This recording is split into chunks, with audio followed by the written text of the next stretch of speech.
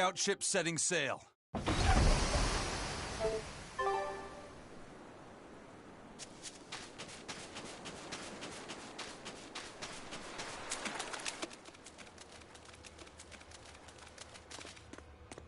What's this?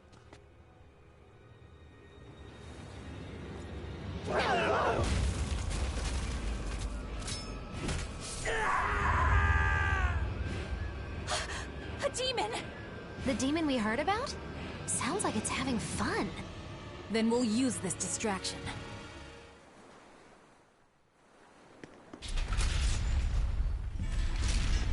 Wow, look outside! It's the ocean! This was a place of worship for Amenoch, the Water Empyrean. The ancients built this sanctuary underwater for the same reason that Eumasia's temples were built underground. But building this underwater couldn't have been easy. Aye. With the Earth temples, all they had to do was keep digging. Here, they had water to contend with. How did they do it? You can't split the sea like you can a log. They started by stacking giant stone blocks in the shallows, creating an enclosed space. Then they drained the water and expanded the enclosure.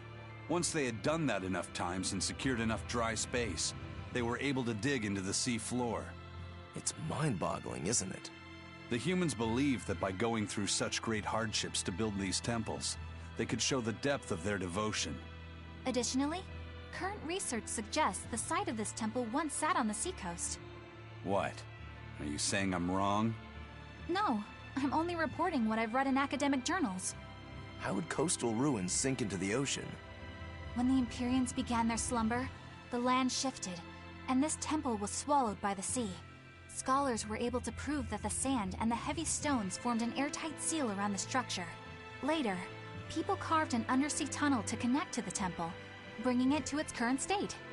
Now that you mention it, I think I read that book too. Revised Theories on Ancient Architecture, right? That's the one.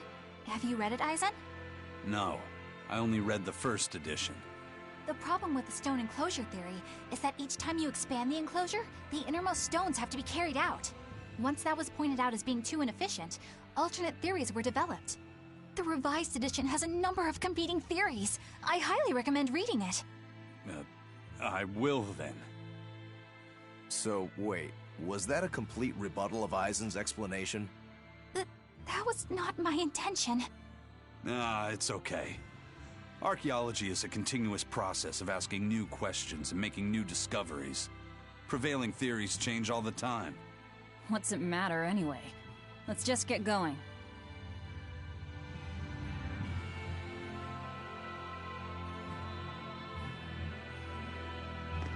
There's no Empyrean here, right, Eisen?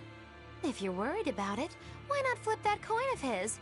Heads, no Empyrean. Tails, Empyrean Central. But it always comes up tails. Like I said before, these temples are nothing more than places of worship built by human hands. The current religion started when humans, fearful of natural forces, began to worship four gods they called the Empyreans. If you're concerned about whether or not one is sleeping in these ruins, just remember that their very existence is only legend. Be that as it may, Enominat certainly exists. Aye. But I've never heard a single story of anyone actually seeing an Empyrean. Enominat must be a special case, then. Must be. I suppose so. If there were four more like him, and they were all trying to stop us, we'd be sunk. I can't disagree.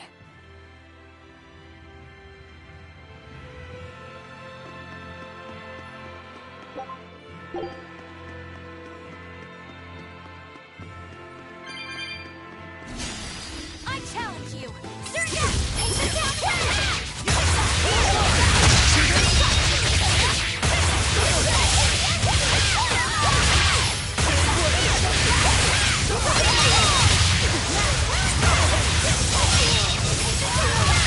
You're finished! Easy peasy! Ready to feel the burn? Make a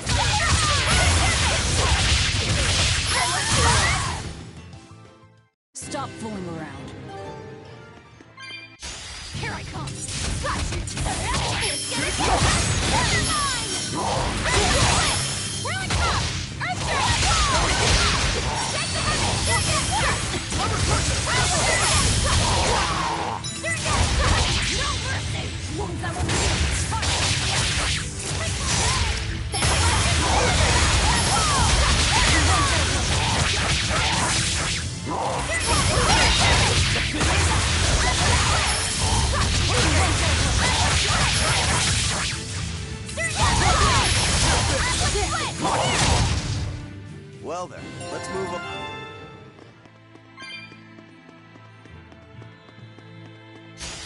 Serve the dish up!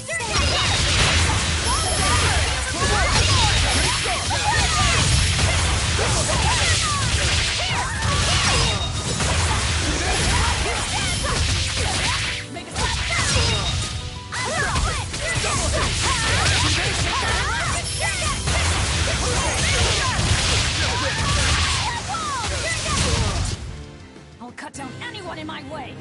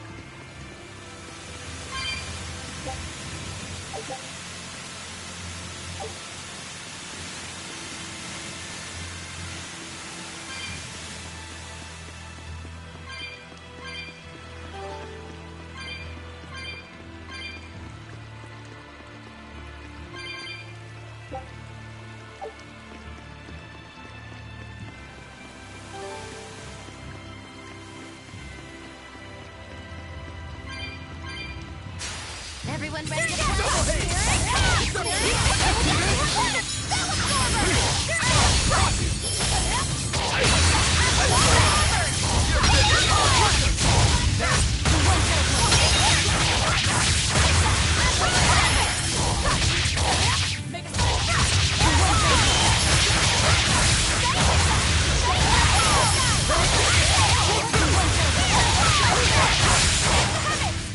Well, that about does it.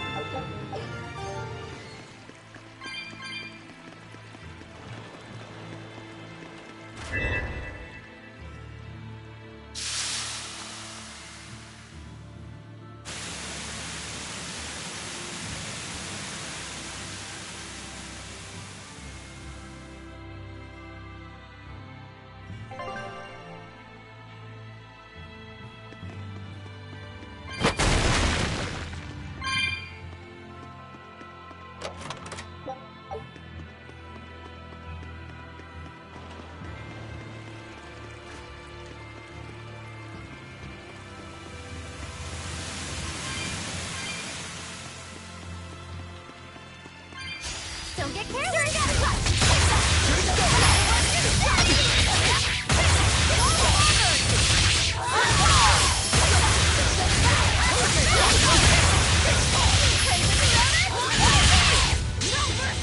You thought I'd stop there? Annihilating?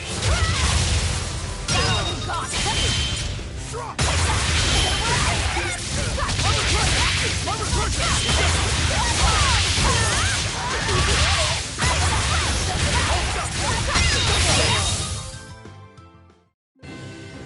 Your style is really...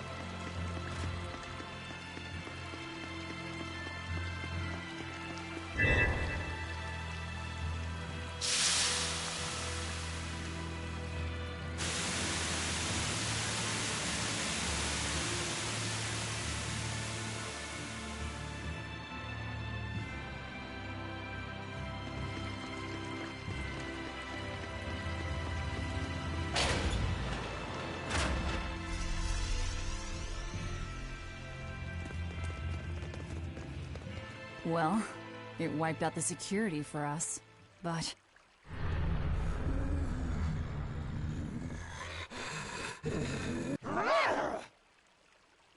Well, look at that. Wolfie's got the crest of Aminoch. The same pendant worn by priestesses. Then that makes this demon... Yeah, she must be the missing mother, Mahina. Can't be.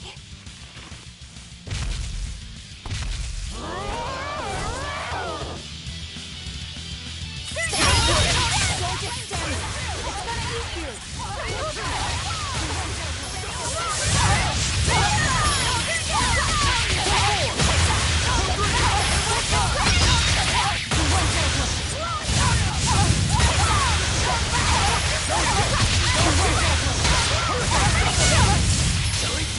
But I'm this close. I won't miss.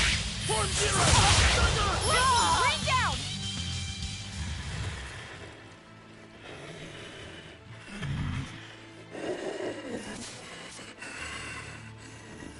To think a priestess, beloved by her village, would become a demon. Eleanor? She's never going to be the same again. This is the least I can do for her. So says reason. Huh? That feeling!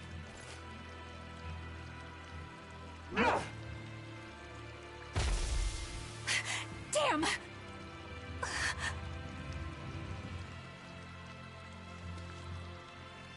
Let the demon be.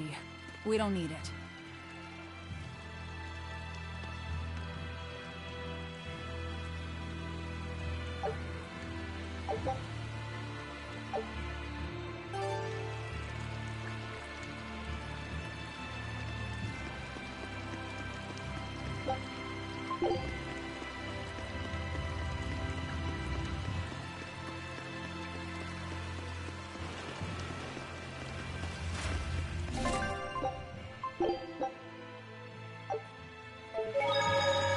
Don't waste my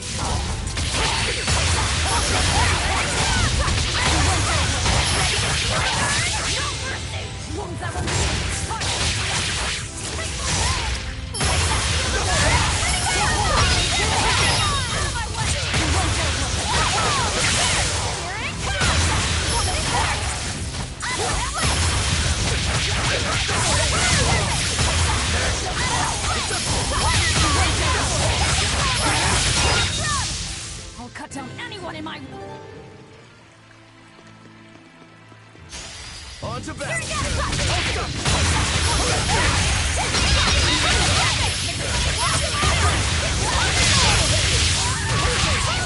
Now, rise! Arise! Ascending angel!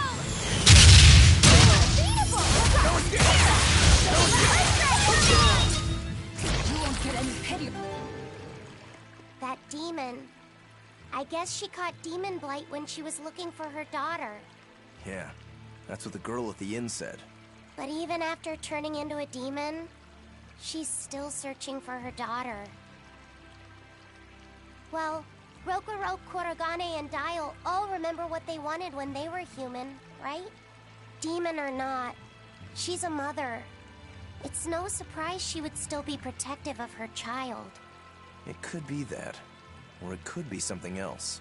Well, I hope that's what it is. I know that must be how she felt as a human.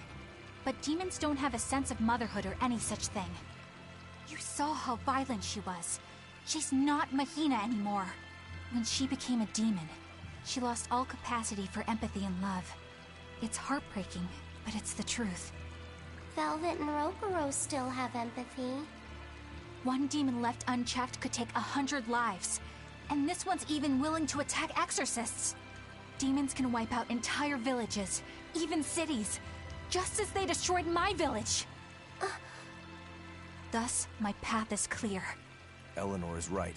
There's no turning back once you've changed. Perhaps it would be a mercy to grant her peace through death.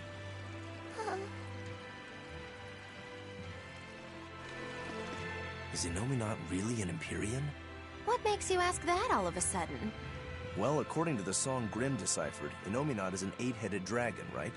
The Empyreans are supposed to be these holy beings, but using Therians to feed on malevolence sounds more sinister than divine to me. You've got a point there. Empyreans are a type of Malachim, and that doesn't seem like any Malach we've seen. And even less so when we're talking an 8-headed dragon. Is it so far-fetched? What do you think will happen if the Therians come together in one place? Well, it wouldn't be good. My guess is they'd merge together into a giant, horrific monster. The mighty beast will attack us with its 8 long, snake-like necks and 8 heads spitting hellfire! I can see your worry. Right? And that's 8 heads with only 6 of us to take them on. It'd be more than we could handle. I'd have to conjure up a double or two. You can do that? Of course not. Then why mention it? Oh! What is it, Laphicet? Do you think each head would act of its own free will? Because if they do, they'd be uncoordinated, bumping into each other and going this way and that, giving us an opening. If we fight as one united whole, I know we can win. Yes! If we work hand in hand, victory is ours. Right, everyone? Huh? Us? United? Have you looked at us recently? Well, I mean, maybe.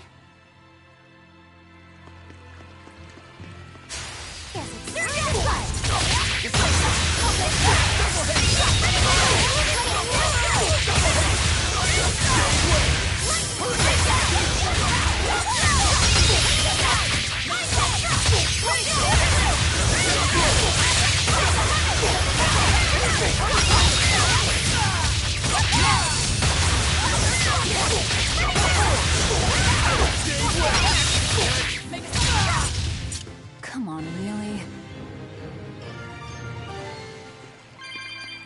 It won't open. Is there some sort of trick to it?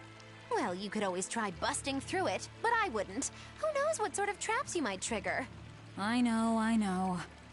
Look at that diamond-shaped stone in the door. Haven't we seen that somewhere else? You're right. It was on the pedestal with that chalice. That huge thing? You must have some sharp eyes there. I was more interested in what was inside that chalice. So, what? That chalice is the key?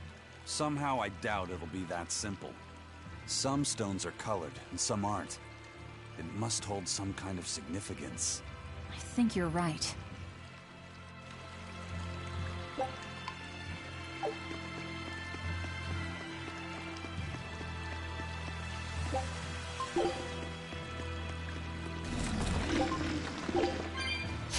I'm ready for this.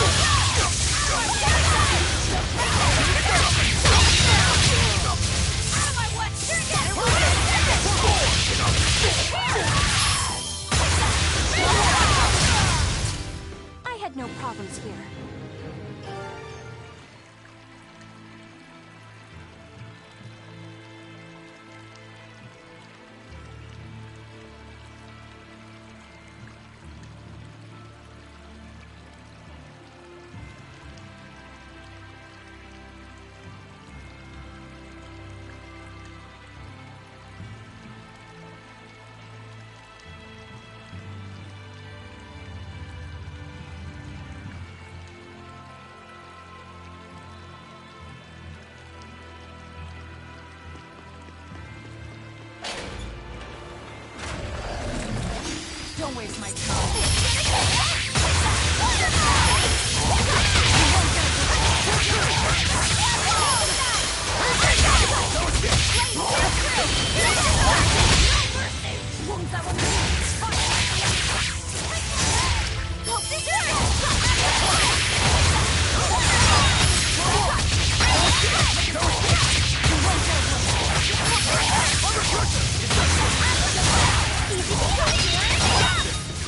Come on, really?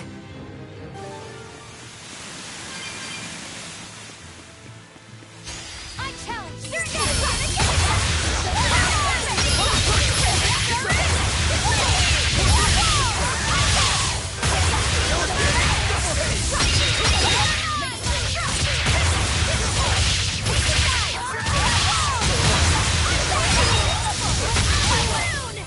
Come on, put up some fun.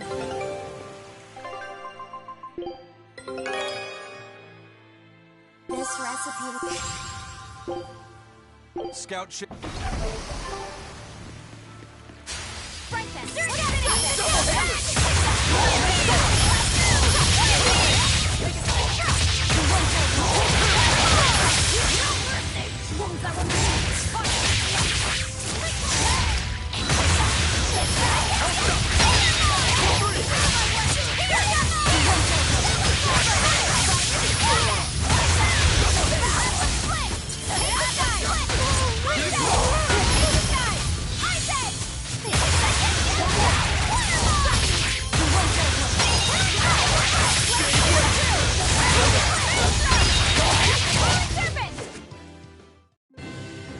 Your style is really unique.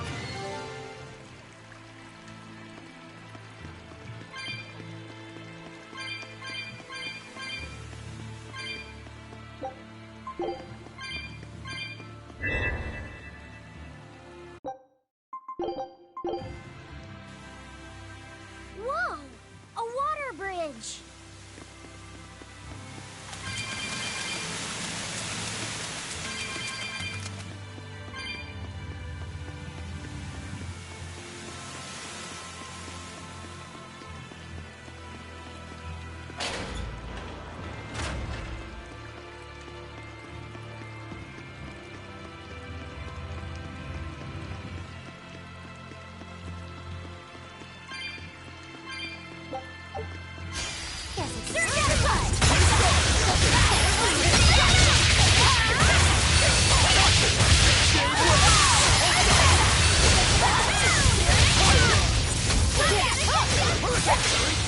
But I'm this close, I won't miss! Form zero!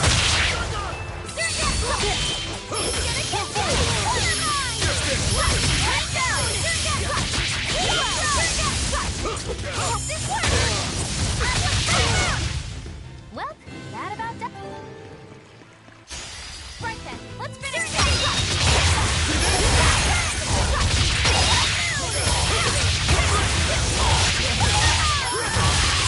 No mercy!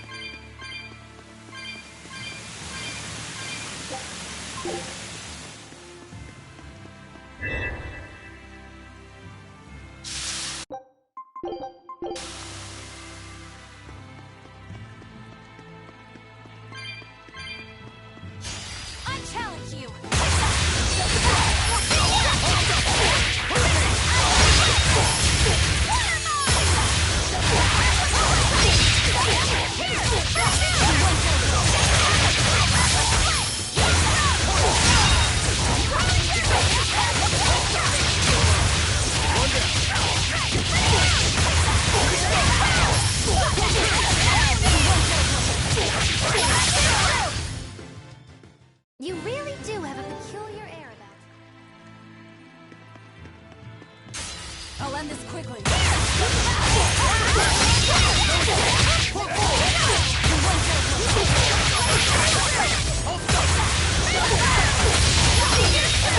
Make a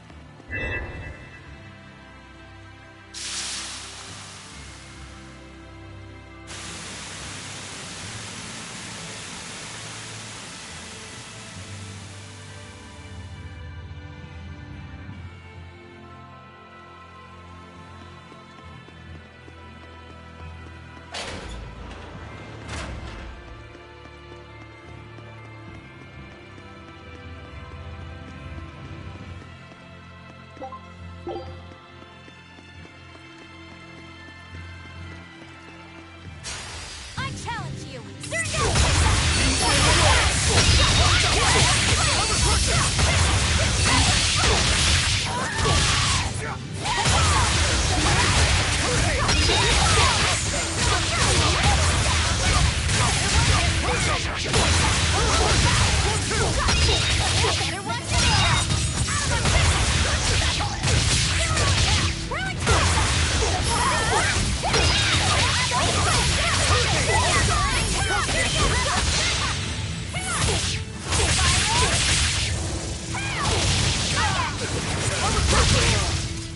We're finished here.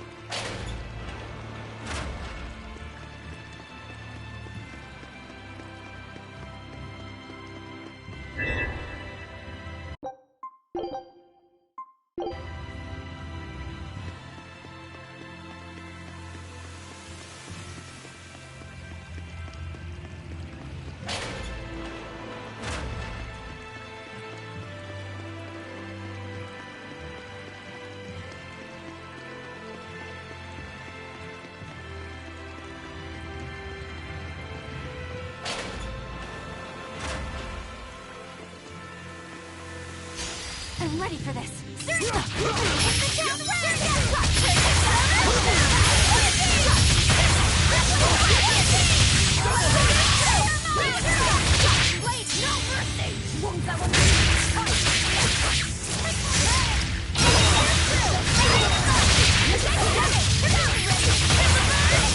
Watch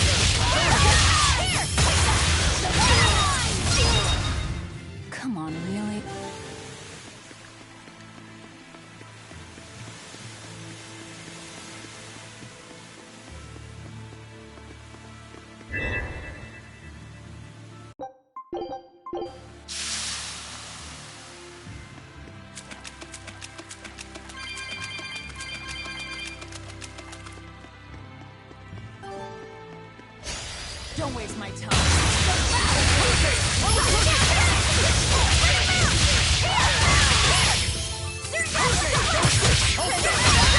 Now, rise!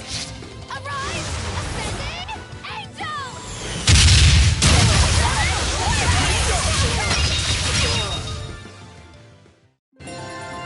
Your style is really unique. I'm ready for this.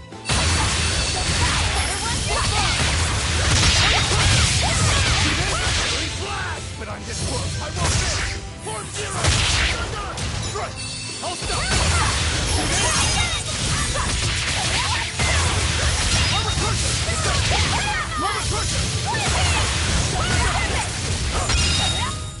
Come on, really?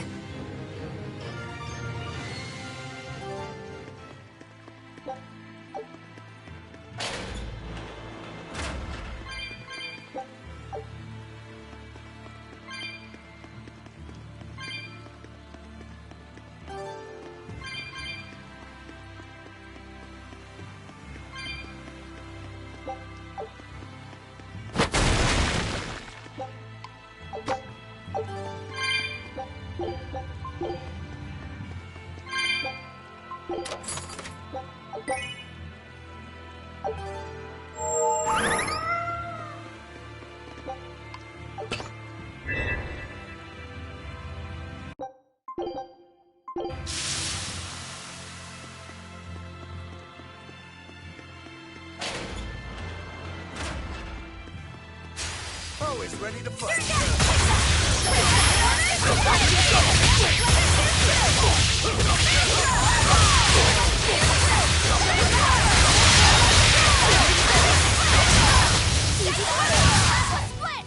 What's this? Are we done already?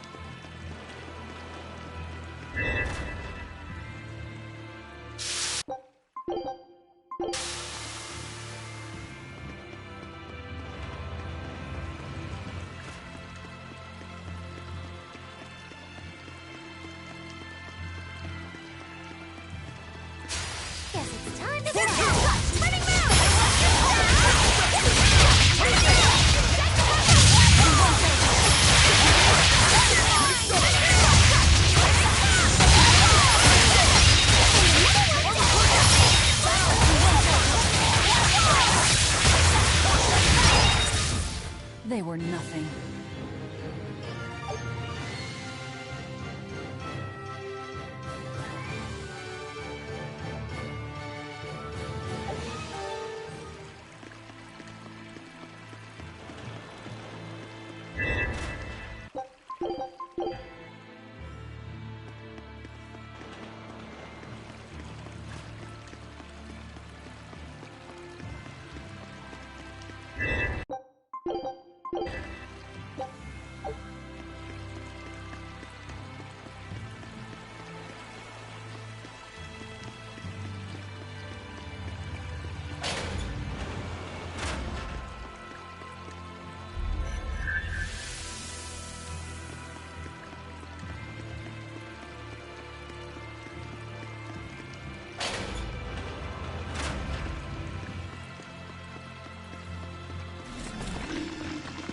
On to battle!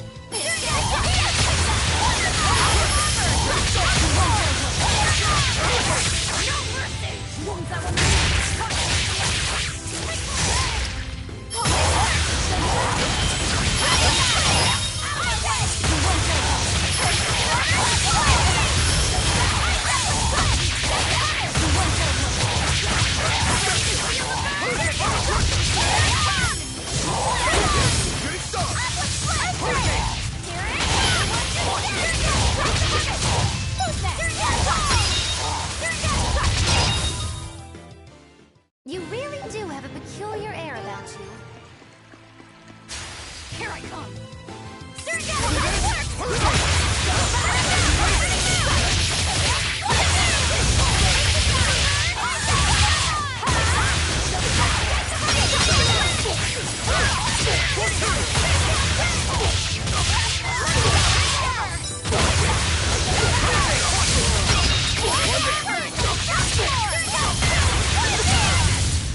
This fight is over!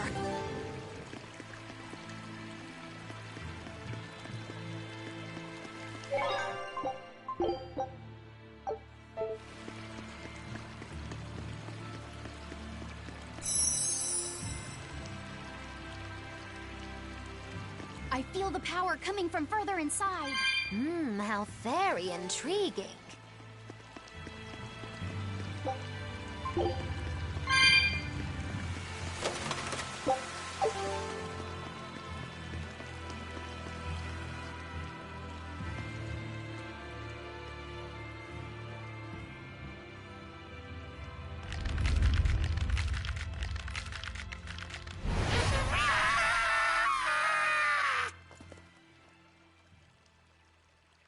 Well, there you are.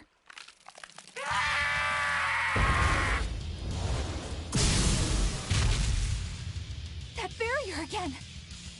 Looks like we were right. Another Therian. Just as Velvet conjectured, each of the 7 heads seems to assume a different form.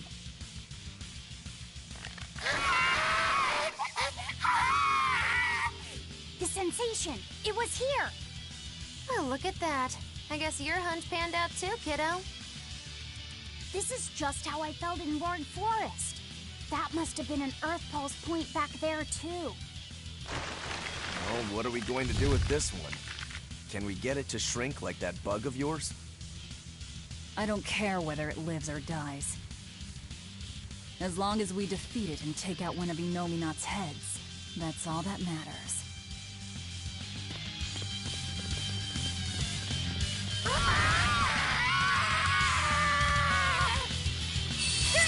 Try not to let it eat you. Killing flash! But I'm this close, I won't miss! Form zero!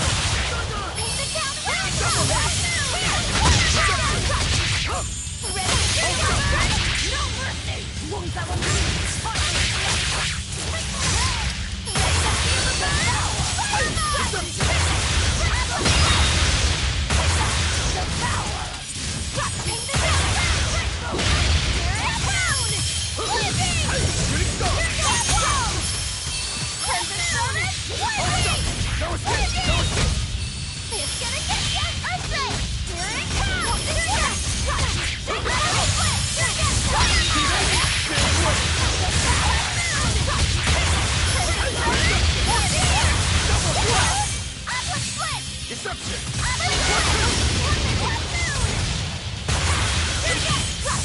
What? Gonna get you! Waterline!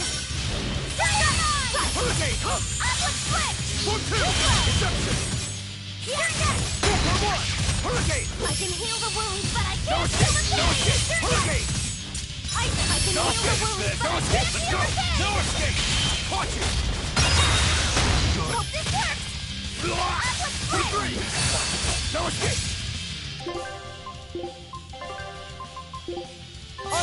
Nice one! Healing circle! No escape!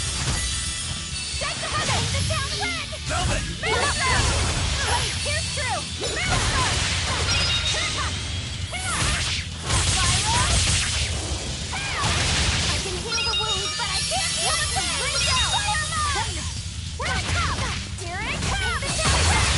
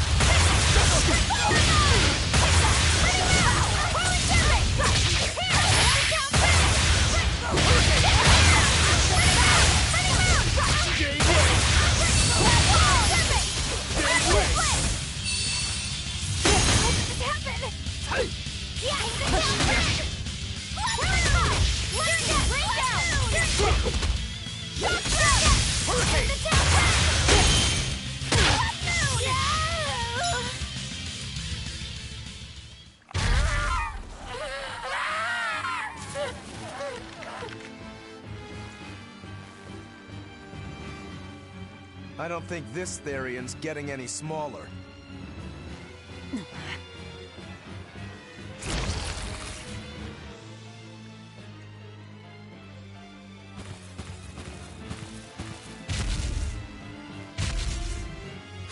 The demon again!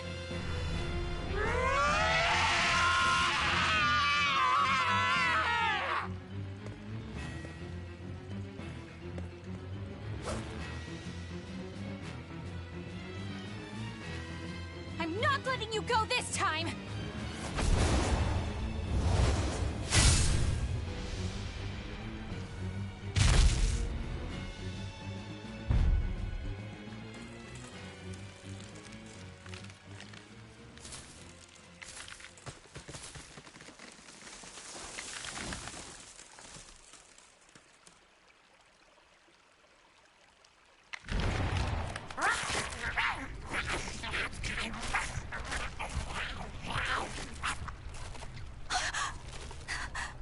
Is that Therian eating the demon?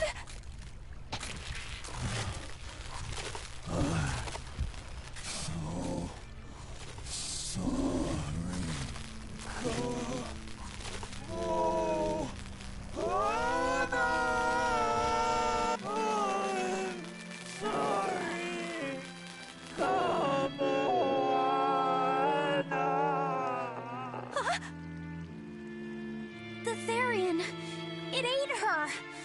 Malevolence must refer to demons, then. Feeding on demons. I know what that's like.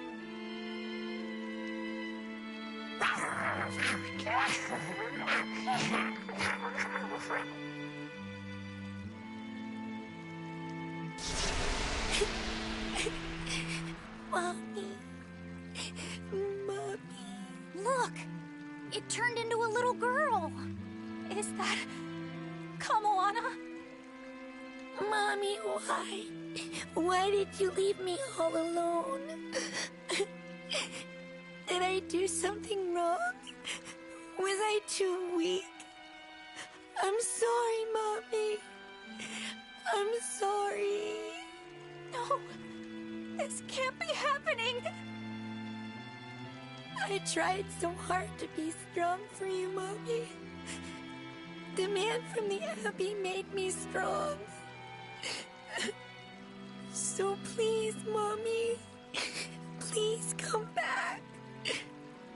The Abbey made her strong?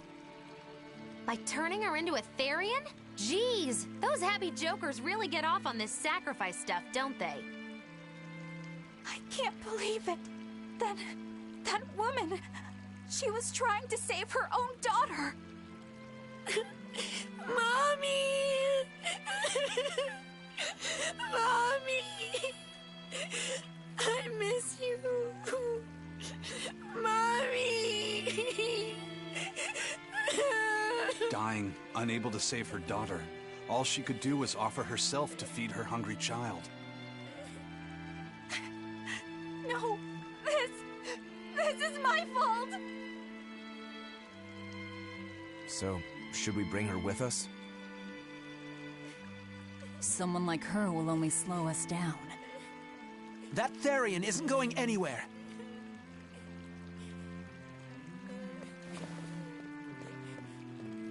Oscar, what is the Abbey doing? Please tell me, I have to know. Eleanor, the less you know, the better. I must know. I killed her mother, and then the poor girl, she... Ah, so she must have devoured the demon. But don't let that trouble you. The demon was a necessary sacrifice to bring an end to this world's pain and suffering. It wasn't just some demon. She was a mother. She was all this girl had. Her one and only mother. Be that as it may, those who possess strong wings must...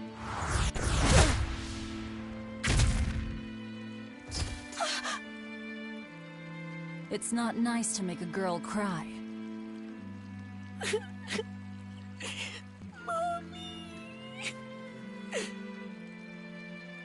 Kamawana.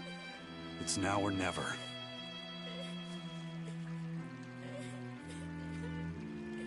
Out of the way, Laphicet.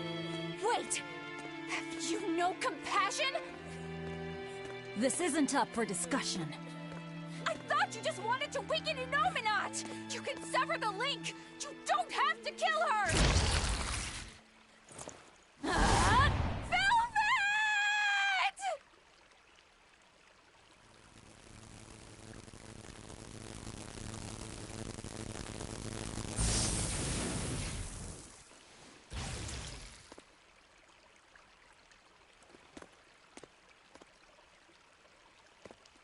Oh, someone's had a change of heart.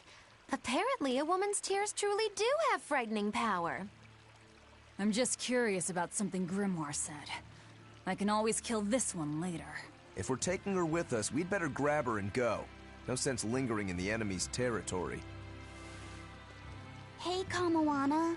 My name's Laphicet. Do you want to come with me and my friends and get out of here? Where's my mommy? I'll be lonely without her. You're not alone, sweetie. I promise. Even if she's far away, your mother will always be looking over you. How do you know? Because... that's what my mother does for me, too.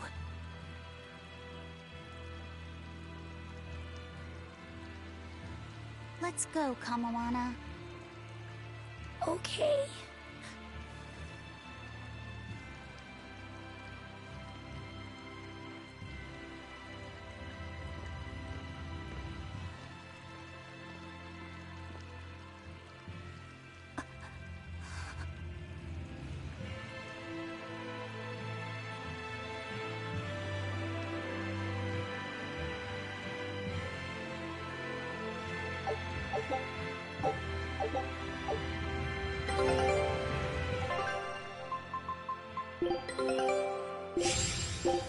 Scout ship setting sail.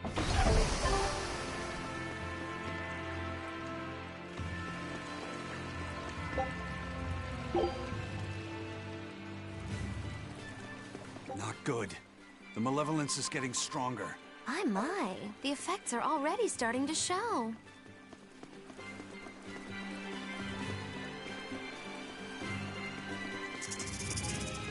I'll show you the beauty of my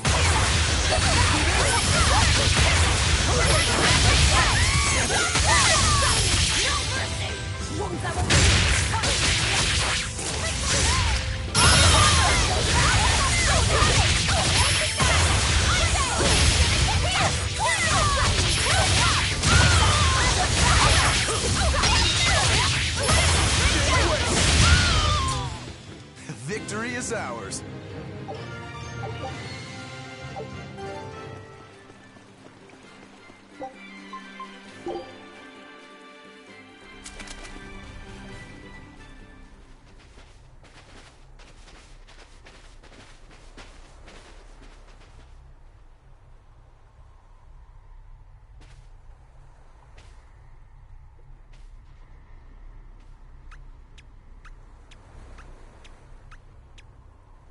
Grim, what's up? Did you come to share something else you found in that book? Not quite. I'm afraid the malevolence has grown too dense for me to hole up at the inn reading. Malevolence?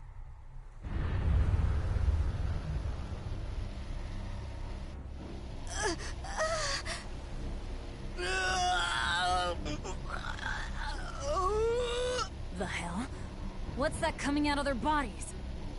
Malevolence. They're all hitting their limits.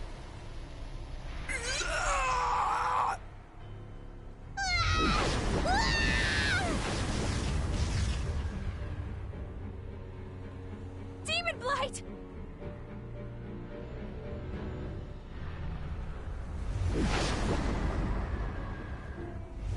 Even the inn girl! Why is this happening? They're demons now. Their malevolence is spilling over. The malevolence. All of that energy spilling from their bodies? That's what causes the demon blight?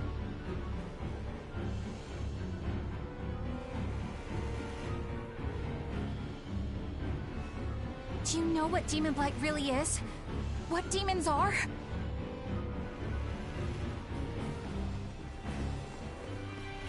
They couldn't have gotten far. Track them down at all costs. We'll talk later.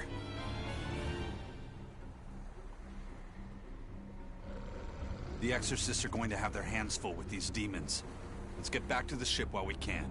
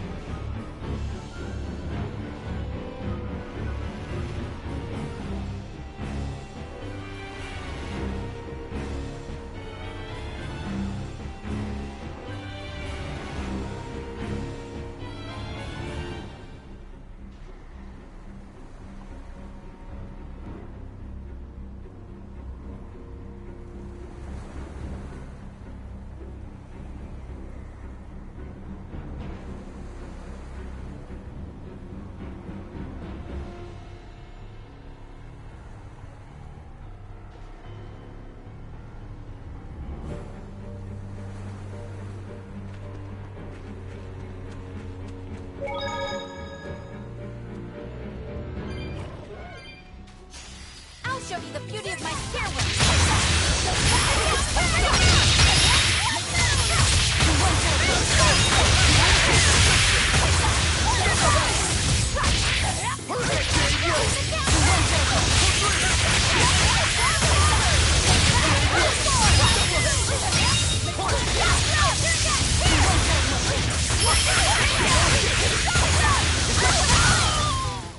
I'm not one to go easy.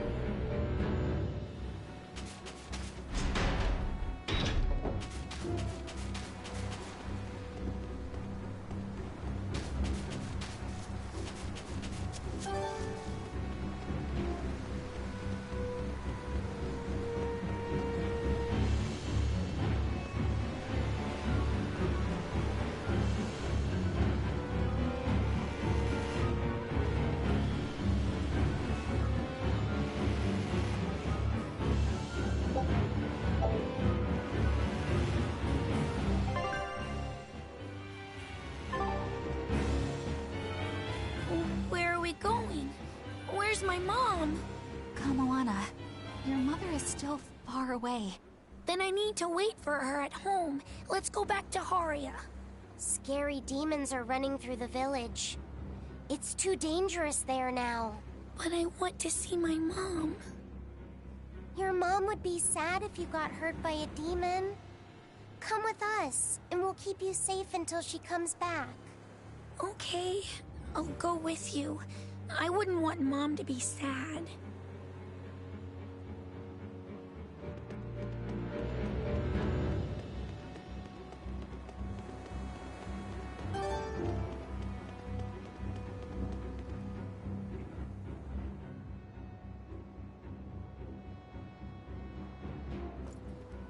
All right. You're going to tell me about the demon blight and malevolence. Are you seriously thinking of breaking the Moloch taboo?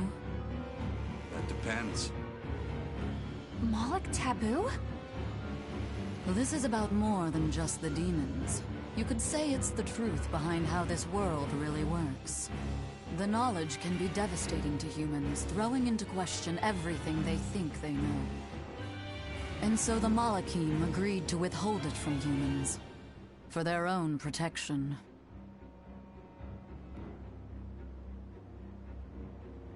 Do you still want to know? It's not like I'm a human anymore. I can't keep lying to myself. I can't go on unless I know the truth. You asked for it.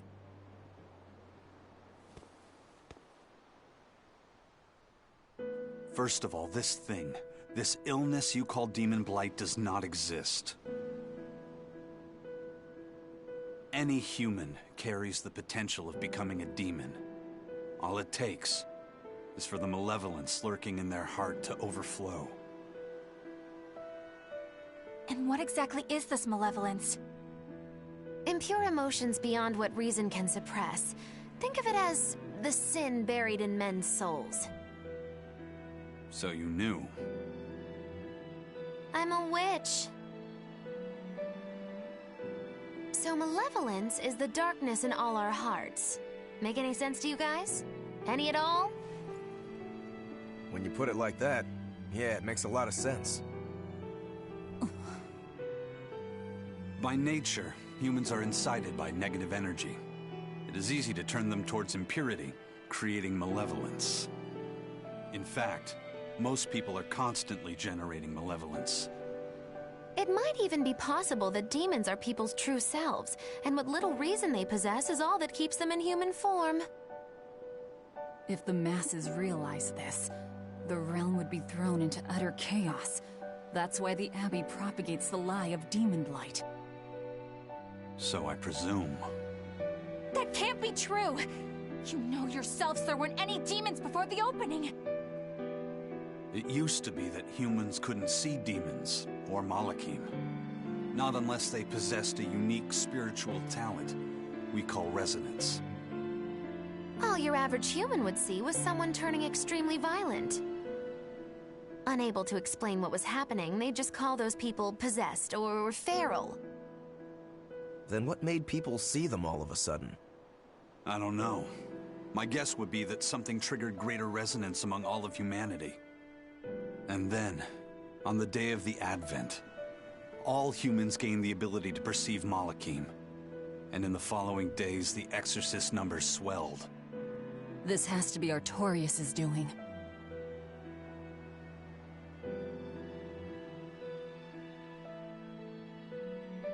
But if there's no sickness, why would an entire village turn into demons at the same time? 8-headed is the Lord of the land, with 7 mouths to devour malevolence. Humans produce malevolence, which Therians consume and transmit to Innominat. But when we removed Kamawana from the Earth Pulse point... Clever boy. That's right. With no Therian to absorb their malevolence, the villagers could no longer contain it. So you're saying it's all my fault?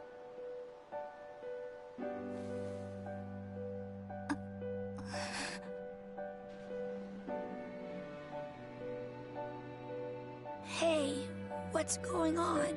You all look so sad. It's scaring me. On the other hand, at least now we know we can trust the contents of that ancient book.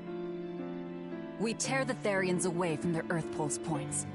Innominat's power will wane, and will prevent this awakening. But if we take away the Therians, then more and more humans will turn into demons. It's the only way to kill Artorias.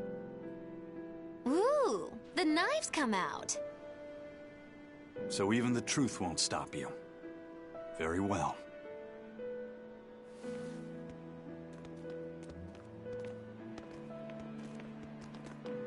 Since each Therian looks different, we'll only find them by capturing the Earth Pulse points one by one. What separates humans and demons?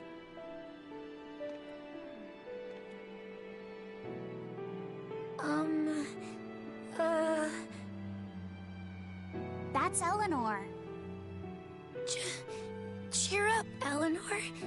Your mommy's looking over you too, you know.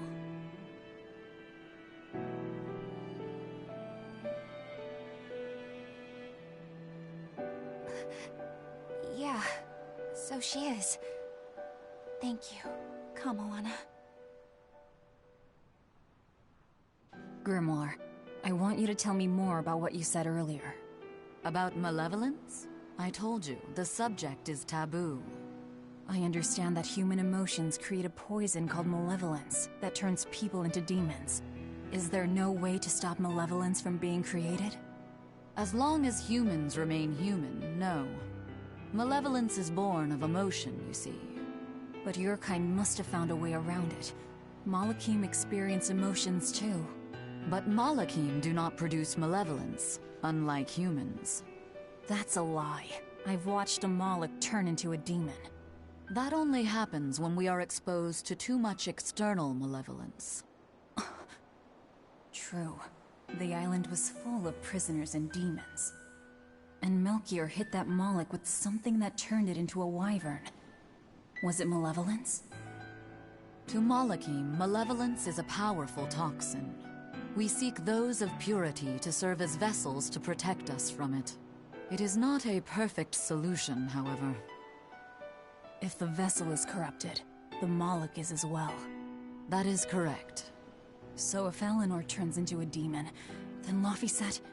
That must be what Eisen meant when he said he'd hate to see Laphicet's vessel broken. A small crack in one's soul is often all it takes to break a person apart.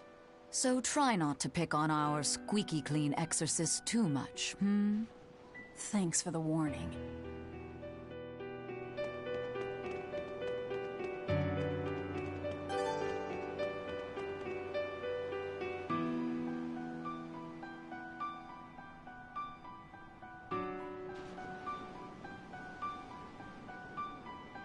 So I rescued this poacher who'd run away from one of those Class 4 islands, right? She mentioned something about being hired by some chef to go hunt a rare wolf on the island. But she didn't see a single blasted critter on that island, let alone any rare wolf. Place was empty. Then why did she run away? Even though she never saw nothing, she kept hearing some beast howling round the island. Freaked her right out, I tell ya. When she got back to her boat, her food had been pilfered, and her ship was scratched up to hell. She got out of there as quick as she could, but her ship sunk soon as she hit open water. Sounds like whatever's there is as smart and manipulative as it is vicious. Sounds like. Later I heard some talk about how several exorcists had gotten killed on that island. If you plan on going, you'd best be very cautious.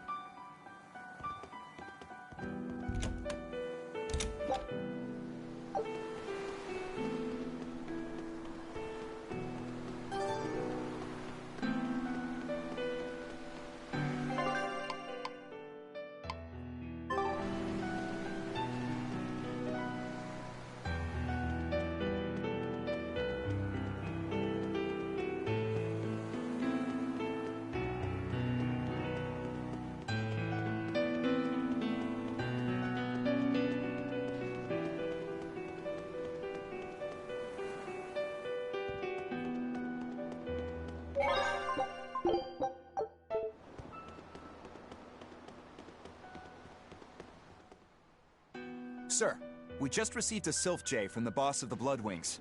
She has a job for us and wants us to meet her in Logres. How should we respond? Let's do it. Besides, we need to see if that demon in the villa was actually a Therian. Good point. And the Bloodwings might know something about the other Therians, too. We're heading for Logres. Prepare to set sail. Ready anytime!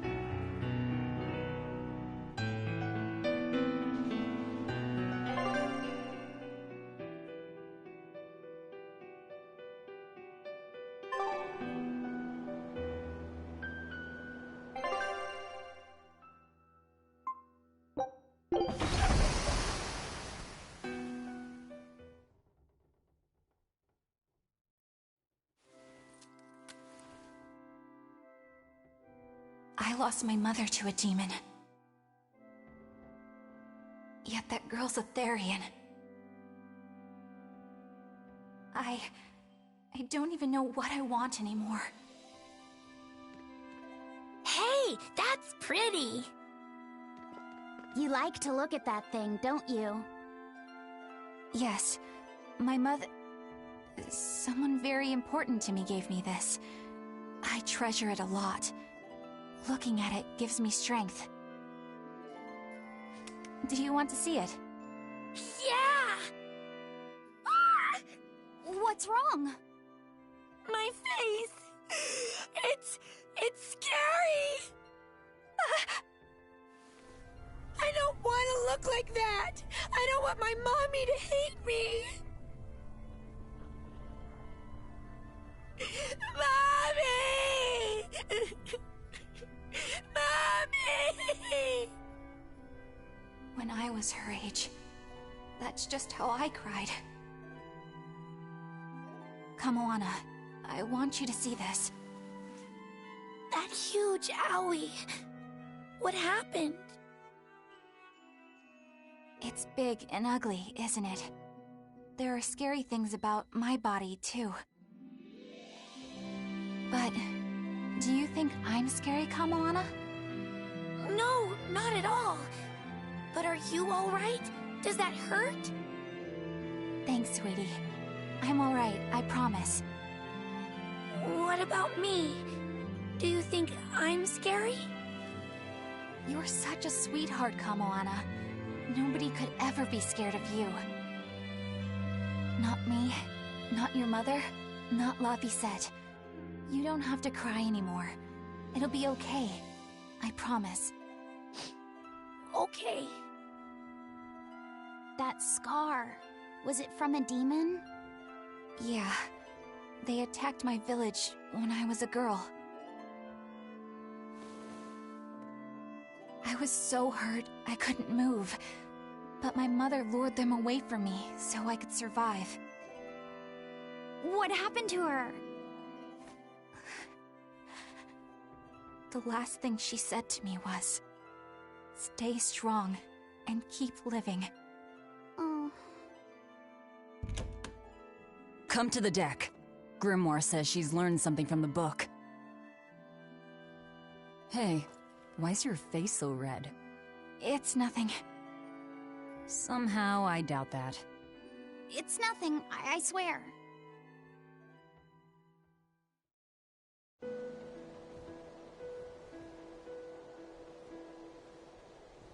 Do you all remember the second verse of that song Laphicet read earlier? 4 Empyreans may tear him asunder, but so long as there is one receptive to divine power, Therian shall be forever reborn in sight of the full crimson moon. Right. That's what I've gathered you all here to discuss. And we think that passage means that Innominat and the Therians will be revived by a chosen one, right? Yes, but the shall be forever reborn part kept bothering me. I've reconsidered my analysis. Suppose that instead of someone being chosen by Innominat to create Therians, the song means that Innominat chooses who becomes Therians. But so long as there is one receptive to divine power, Therians shall be forever reborn. What do you think that could mean? That someone receptive to Innominat's power will be reborn as a Therian. Like Kamoana. Which is to say that the Abbey figured out how to turn people into Therians, and then got right to work. That's... Are you really that surprised? Artorias has always been one to prioritize the many over the individual, as I well know. Another thing to consider is this wording about Therians being forever reborn. This could mean that one Therian will be reborn again and again, or it could mean that different Therians will be born to take their place. Meaning that even if you kill one, there are more waiting in line. They can't be wiped out.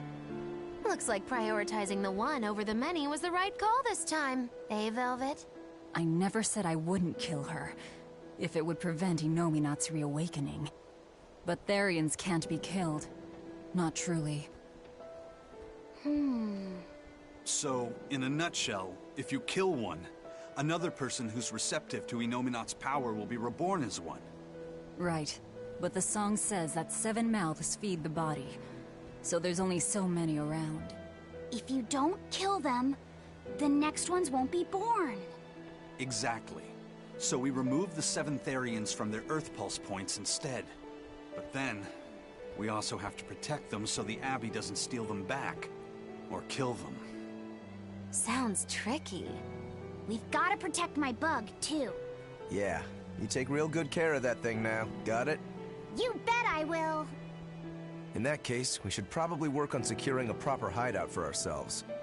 You got a secret base or anything, Eisen? It's every man's fantasy, but sadly, I don't. We need a hard-to-find spot. One where we can guarantee a steady supply of malevolence for the Therians. Somewhere devoid of people but full of malevolence. Real poser you got there. With the Abbey in control of the entire continent, finding a place like that will be easier said than done. Meanwhile, Inominat's reawakening draws ever closer. We'll have to keep collecting our Therians while we search for a hideout. For now, let's just get to Logris.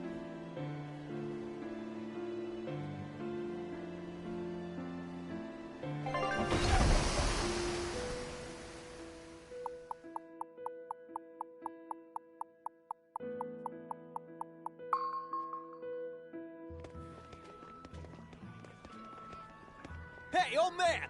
Give me all the water and food you got! Wait your turn, moron! I was drifting out at sea for 3 days! Almost died out there! Poor you! You probably deserved it! Say that again, wise ass! I dare ya! Shut up, both of ya! No one's getting anything until you pay me what you owe first. Are they gonna be okay? Don't pay them any mind. Sailors are just a short-tempered bunch, that's all. Huh? The hell are you doing?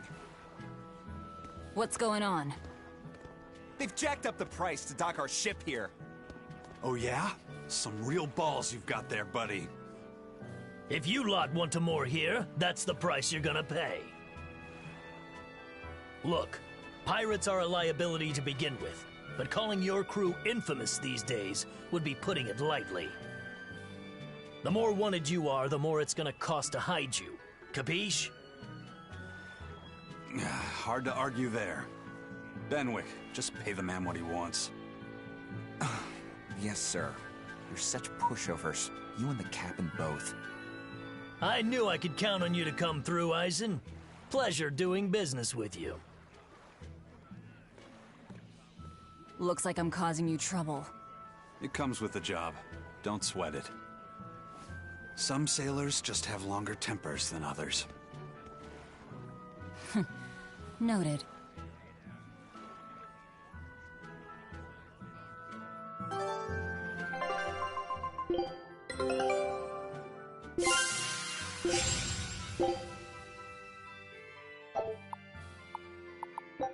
Scout.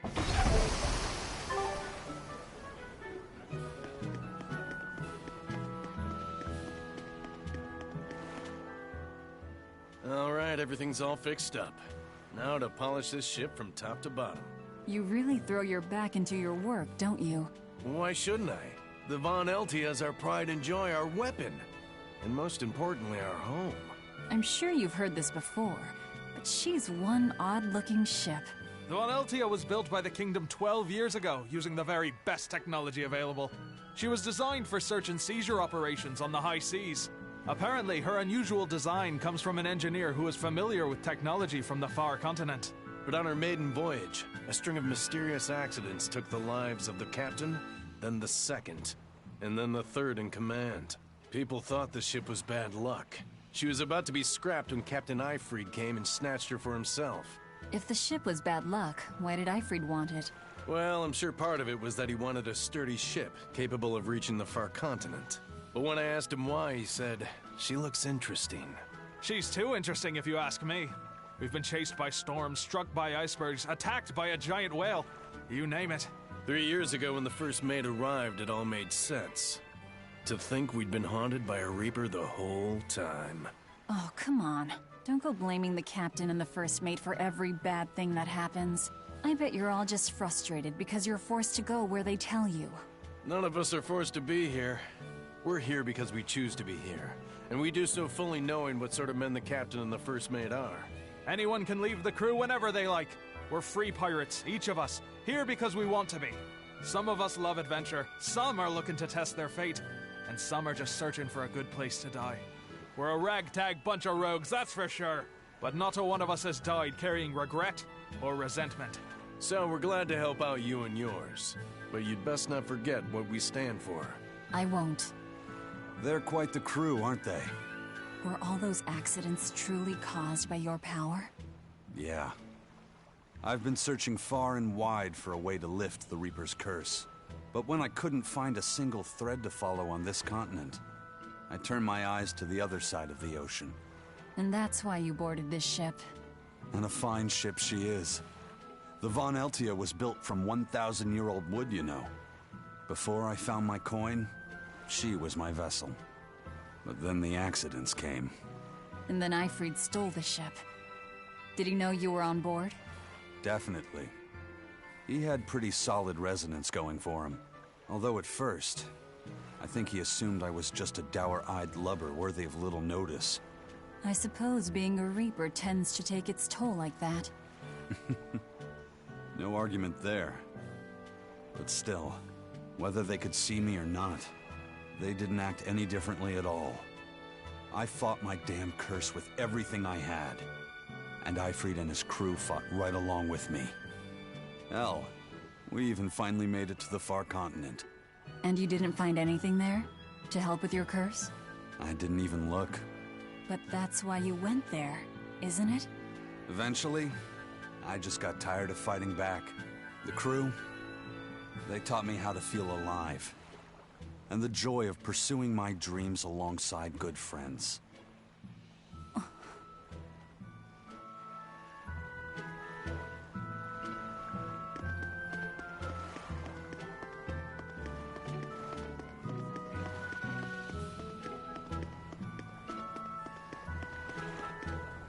Just when are we gonna be allowed free access through Vortigern? Having to go all the way around it every time is far too inconvenient. If they insist on building a big gate over the sea, the least they can do is let honest folk through it. I get why you're upset, but maybe they just haven't been able to devote the resources to fix it after those savage demons wrecked the place. Look, those demons who attacked Helavis are still on the loose, aren't they? Yep, standing right here. From what I heard, the demons who wrecked Vortigern were the same ones that killed the High Priest. What? No way, wait a minute. The High Priest was killed? Yeah. The official story is that he's injured or sick or something, but I heard differently. Then no wonder they haven't had time for Vortigern. I hope the Abbey finds those demons quick. Those monsters need to pay for what they did. Looks like our infamy is growing by the day. Maybe they've even put a bounty on us by now. They keep embellishing our escapades, though. I'm honestly a little hurt they're calling us monsters. The more they embellish, the easier it is for us to get around. Confusion and panic will only help us.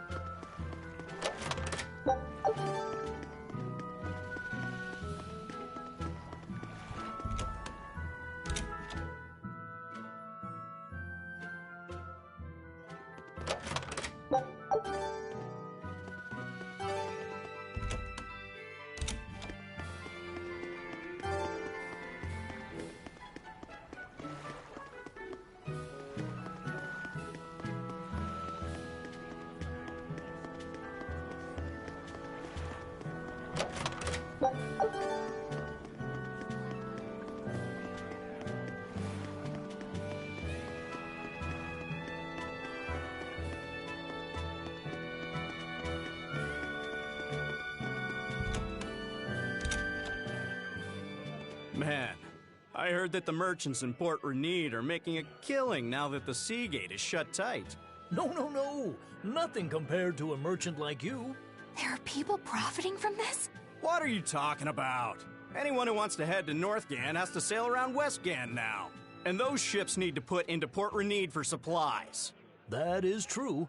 Still, it's only until Vortigern is repaired. Your friends in Renede wouldn't happen to be paying off the Abbey to delay repairs, would they? You think that'd work on the Abbey? They're not as lax as the church was. So that's it. You're in cahoots with the church. Hey, relax. I'm just saying, there's a lot of nasty rumors circulating about those priests. So not everyone's been hurt by Vortigern's closure. Interesting. There's a front and back to every coin. Except your coin only ever turns up tails.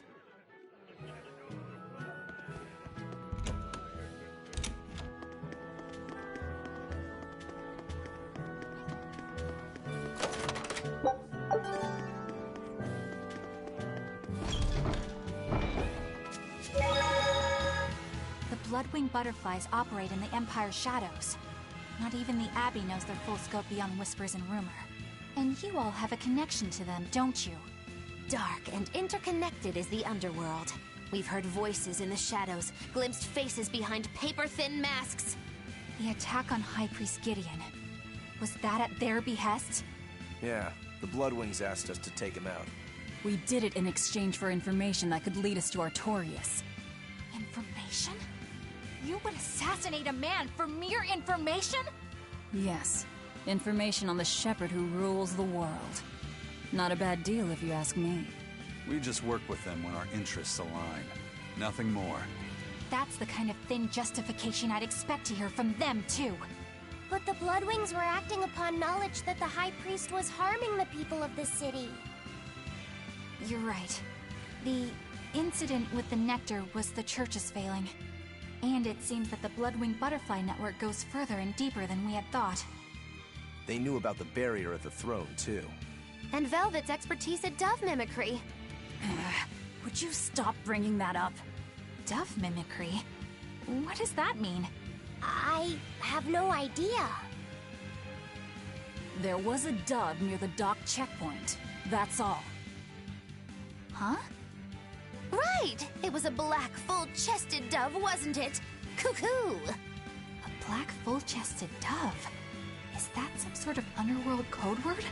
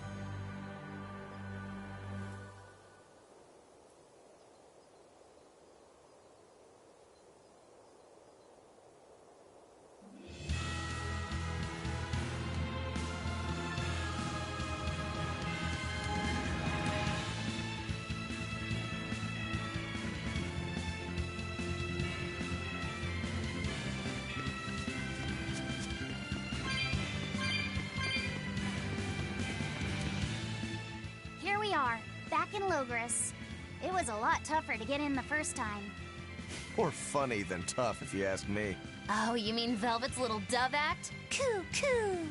I'd be careful teasing her if I were you. You know how she can get. Oh, don't act like you didn't enjoy it too. I'm sure you did, right? Good little boys don't lie to adults, you know. I might have. Just a little. Say it like a dove. It was funny. Coo, coo.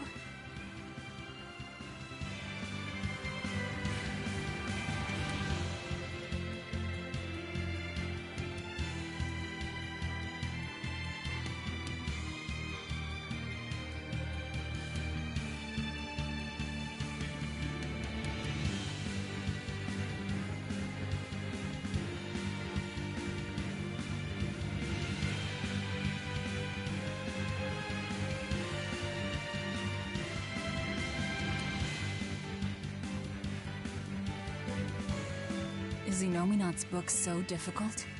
Grimoire seemed perplexed by it. Yeah, she said it was written in ancient Avarost, a language that uses Impressionist script. I've never heard of Impressionist script.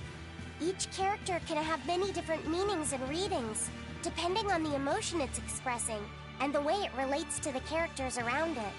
Some modest records on its grammar and structure survive, but none that say how to read the emotion the characters express. Grimoire said that you have to recreate the writer's feelings as a sort of starting point in order to read it. I see. And you have a talent for that sort of thing? I guess I do. But a script based on emotions? That's as far removed from modern language as can be. Yeah, it's completely unrelated apparently. How can it be completely unrelated? After the temperance of Avarost, the entirety of human civilization vanished. The language went with it. Much as a blooming flower loses its petals, the Avarost civilization grew too far and came to its final end. The surviving buildings and ancient tools, the likes of which our technology cannot replicate, were the beginning of that end. In any case, it sounds like deciphering that writing will take quite a while.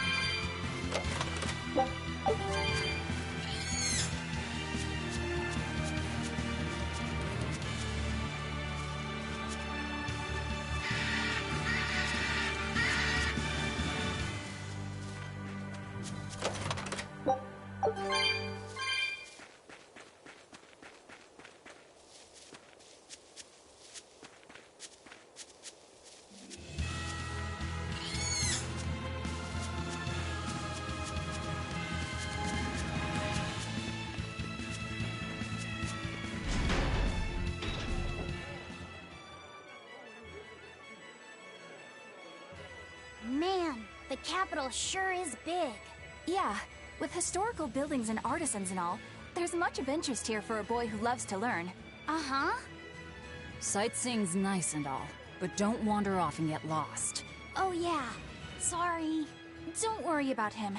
He can take care of himself. I know, I was just saying.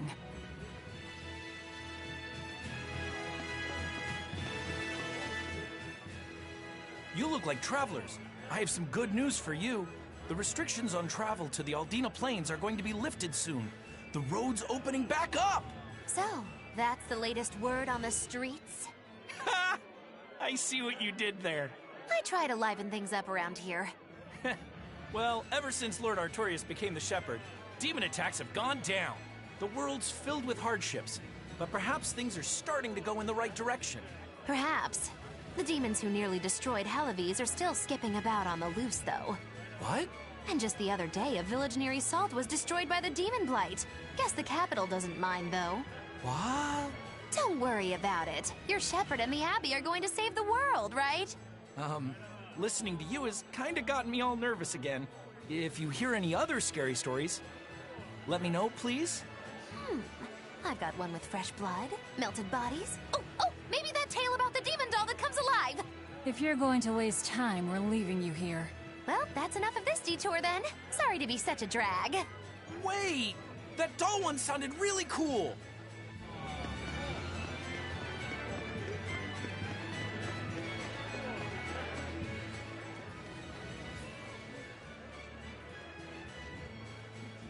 What's with this crowd?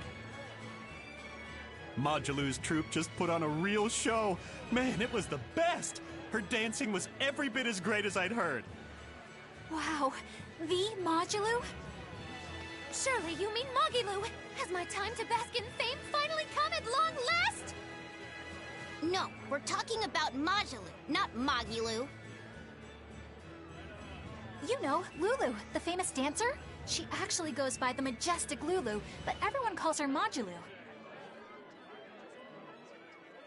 Just watching the beauty of her dance, you can't help but feel like maybe everything's gonna turn out okay in the world. Sounds like a pretty cheerful act she has. Cheerful? This is all a ripoff! She's just trying to pass off as Mogilu's menagerie and profit from our good name! What good name? We don't actually perform anything. I was planning on getting started eventually, but now this con artist comes along and ruins everything! I can't just ignore that, you know. It's Modulu! You did great today, Modulu. I loved it. Thank you so much. But according to my teacher, I still have a long way to go. I'll work hard to do better next time, so I hope you'll come see me. Modulu's teacher is a dancer named Balta, whose immense talent brought him all the fame in the world. But Balta suffered a tragic injury that took him forever from the stage, and now Modulu is working hard to carry out his dream. So, you're Modulu then?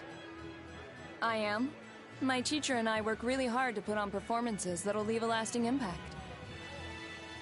And I refuse to let anyone call me a phony. Oh? And how do you propose to stop me? Taking it to the stage and seeing which one of us can better hold a crowd? Yes. That's just what I was hoping for. Lulu, don't go around picking petty fights. But sir, this woman, she... You should know better. If you have the energy to spare spitting vitriol at people, you should refocus that anger into moving your body. If you need to express yourself, do it on the stage. Yes, sir. You're right. Teacher, is the pain acting up again? It's no matter. What does pain compare to losing the ability to dance? Anyway, what matters is how you're holding up. I'm fine, sir. Good. Then let's head back and practice some more.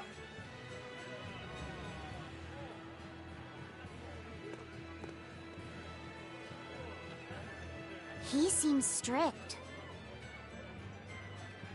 He does. But keep in mind that Balta recognized her talent at a young age. He even adopted her so he could pass on everything he knew. He might be strict, but only because he believes in her. You sure know an awful lot about them. I'm sort of a fan of theirs, you could say. A teacher and his student, chasing after the same dream. What a sweet little story they have. That's why I think it's high time for Mogilu's Menagerie to put on a show. And for our act, we'll be a comedy duo. Comedy? Where'd you get that idea? You heard me propose a challenge to little Modulu, right? But not one of you knows a single acrobatic trick. Sorry. Don't apologize. You couldn't have seen this coming. Well, you could act like you feel a little bad at least. Now, normally I'd make you guys do something flashy like jump through a ring of fire, but I'll be magnanimous and let you do comedy instead. With comedy, I can take control of the stage and keep things lively. I can feed you the audience on a platter. But going on the same stage as Modulu, it's too much to handle. Oh, I can't wait to take her down a peg or two. I'm out. I don't even know why you're bothering. It's hopeless. It's not hopeless. Plus, if we do well, we'll be raking in the dough. What better opportunity do we have to get started than now? After all, people will come thinking we're Majalu's troupe. You're sure eager to profit off of her good name. That's exactly the material I want. Keep throwing out such zingers and the audience will be in stitches. I'm not sure I follow, but okay. The only thing getting thrown out is gonna be you. You know, I think you could pull off being the straight man in our act. What? Keep your compliments to yourself. This plan might sound dumb, but more money never hurts. Aizen, not you too. Then it's settled. Now we just need to book ourselves a few gigs. I've got an in with all the stage directors in town. For now, I think everyone should pair up so we can figure out just what sort of comedy chops you all have. Everybody? Even me?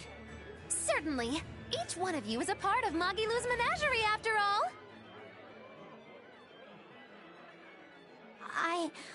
I'm not so sure about this.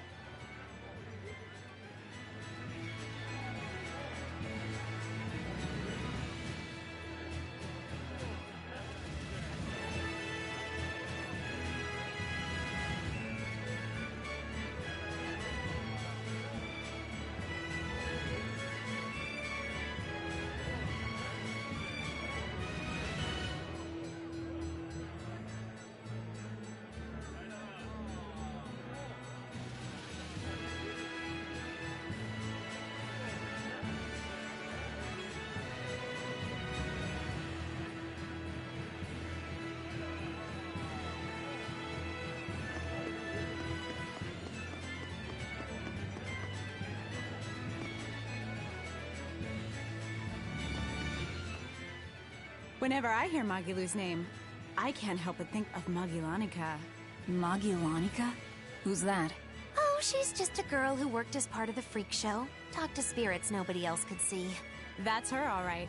She had many mysterious powers, like moving things without touching them and divining where people would find lost objects. For a time, people called her the Little Witch. She was pretty popular. Thanks to her, the rest of the troupe took in plenty of cash. Or so I hear.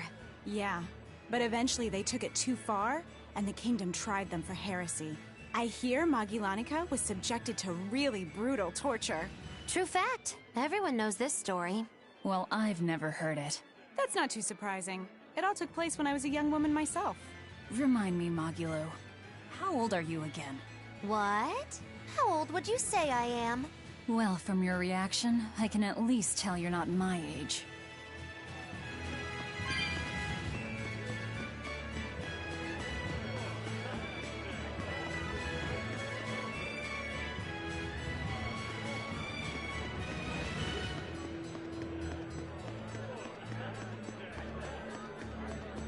When will the High Priest return to us? Keep this between us, but I heard Lord Gideon was killed by demons. Surely that's not true. It most certainly is true. Hey, shh! They'll hear you. I know someone who works in the palace, and he said the demon was a girl with the head of a wolf and the body of a gorilla. But how could a demon have gotten into the palace? Apparently, there was a power struggle among the higher-ups, and Gideon's enemies snuck the demon into his villa. They say that's why people sometimes heard terrifying screams coming from the place. Is the demon still there? No idea. Rumor says she escaped, but I wouldn't worry. There's no way she'd stick around here. That's what you think. She's right here, so you'd better watch out. Stop messing around already.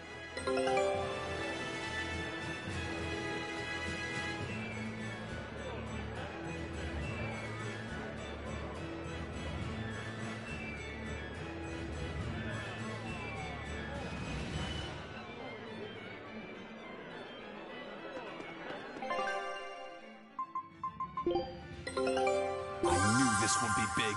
What a Scout ship.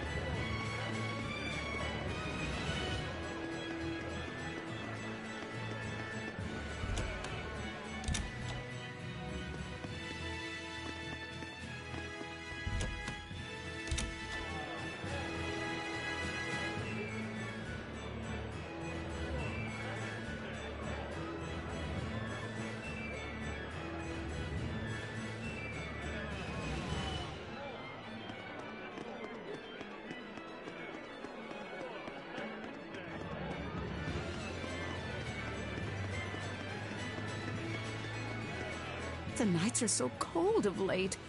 It's gotten harder to get flamestone, too. I hear the port at Helives is at a near standstill. No matter how much flamestone they mine from Mount Killerhouse, they can't get it shipped out. I'm sure the Abbey is aware of the situation.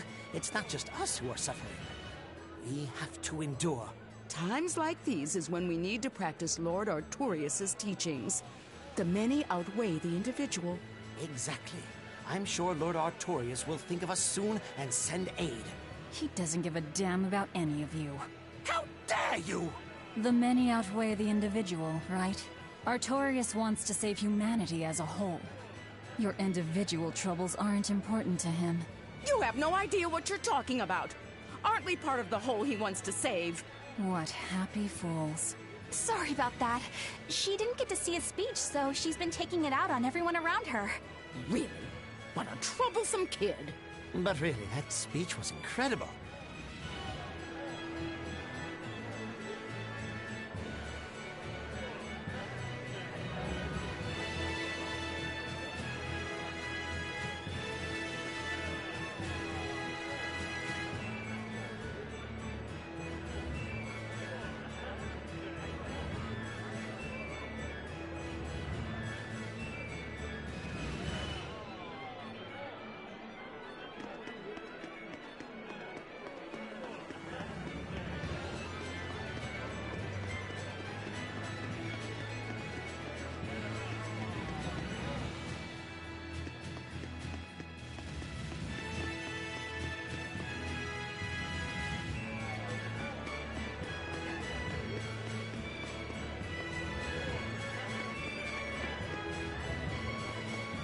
Eleanor, I need you to wait outside. The boss of the Bloodwings knows an exorcist is with us, but... Say no more. I'm sure they have clients who wouldn't appreciate their faces being known to the Abbey. Correct. Laphicet, you stay with Eleanor. Okay. I'll be back soon.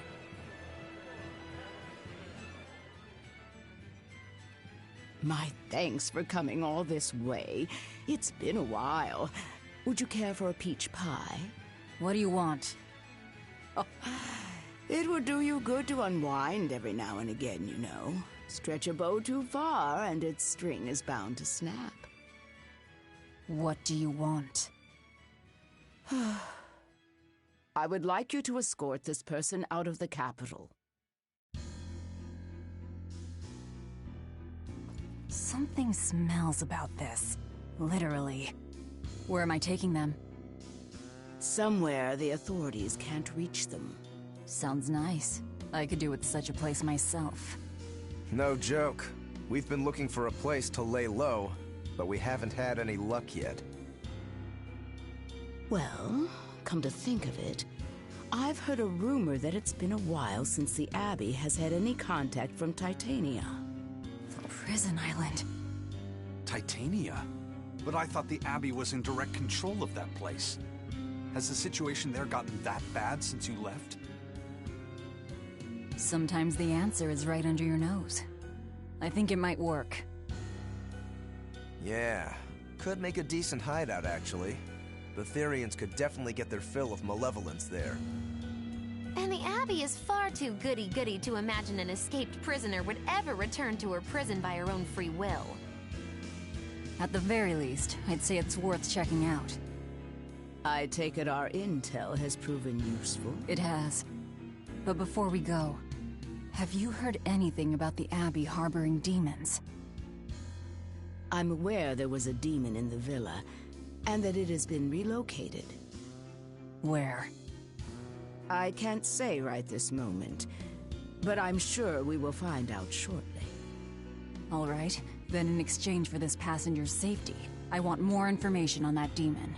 You've got a deal.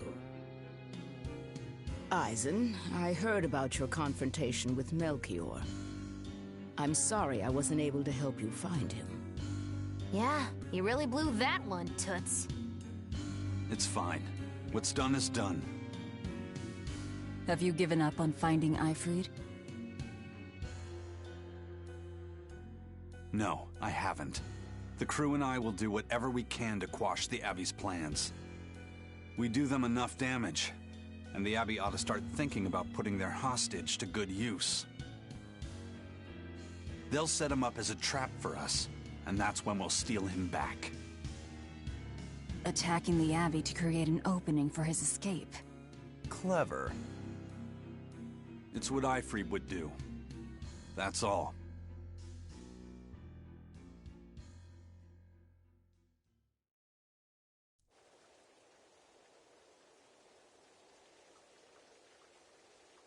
They're taking a while. Yeah.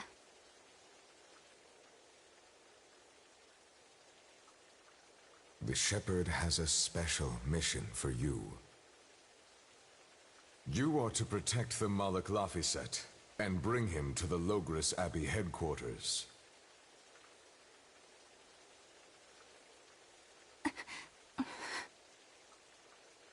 What's wrong?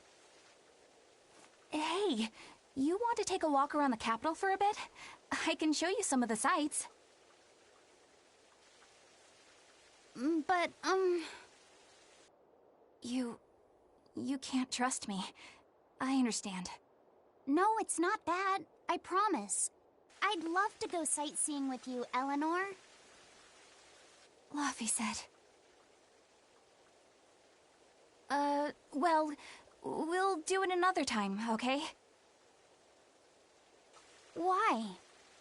It's just, you know, Velvet would get mad at us. Get mad about what? Ah, you're done. And who is this? A VIP entrusted to us by the head of the Bloodwings. We're stowing them away on Titania where the bad guys can't get at them. The prison island? Just who is this person? Didn't ask. What? Hey, something smells nice. Huh? Stop sniffing things. We're leaving.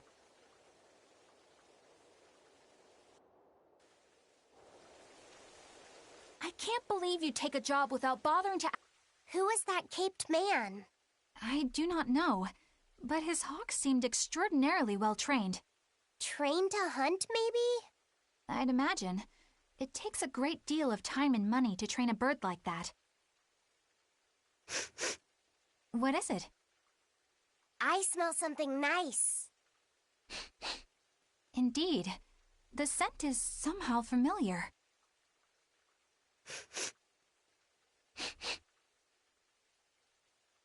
It can't be. What are you two sniffing at? Aha! They're bloodhounds on the hunt! But we're talking about hawks hunting, aren't we? Come again? Oh, I'm sorry. Please excuse my poor manners.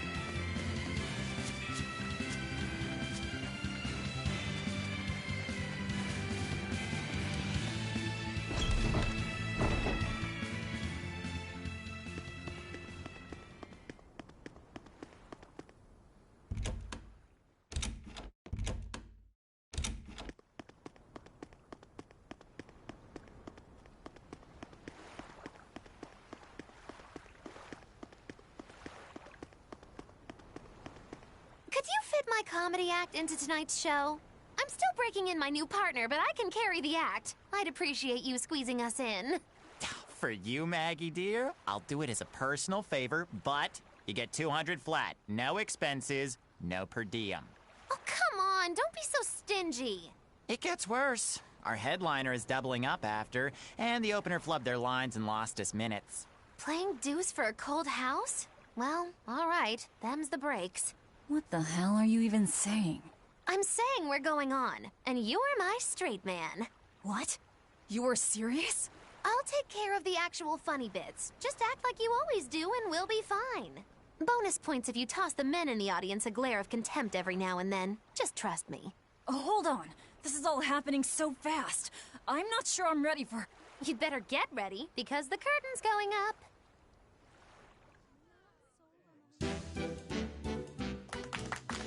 Hi there! We're Moggy and Val, your lovely comedians for today! Magicazam! We're still new to the comedy business, but we'll do our best to give you a memorable show. Now, I'm Moggy, the bright, beaming one in the pair, while my moody little partner here is...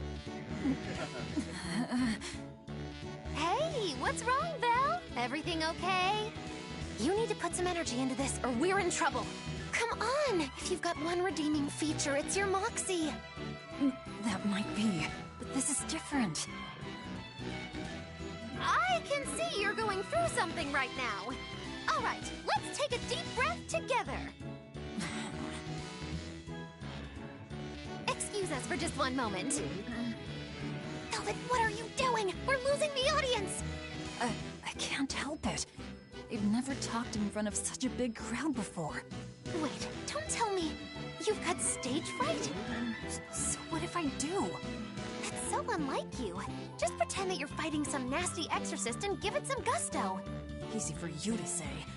I'm embarrassed out here. Don't be such a girl! I am a girl. That's it! Just do that, but project your voice! I can't, and I don't want to. You're a comedian, you have to! Where's your passion for your newfound art? I'm not one, and I've never had any. No, I can see it within you, deep down, the burning passion of a true artist at heart! I've had enough! I can't do this with you! Sorry, folks, show's over.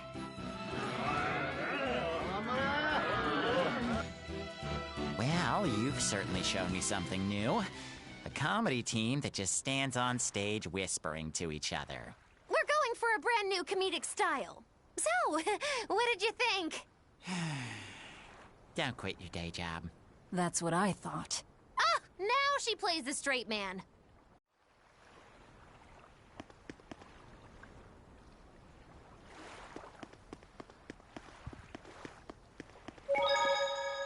This is bullcrap. You're gouging us just because you can.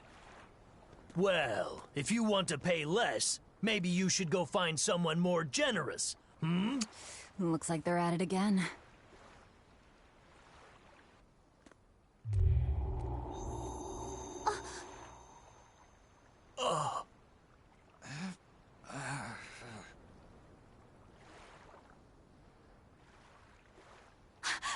Huh?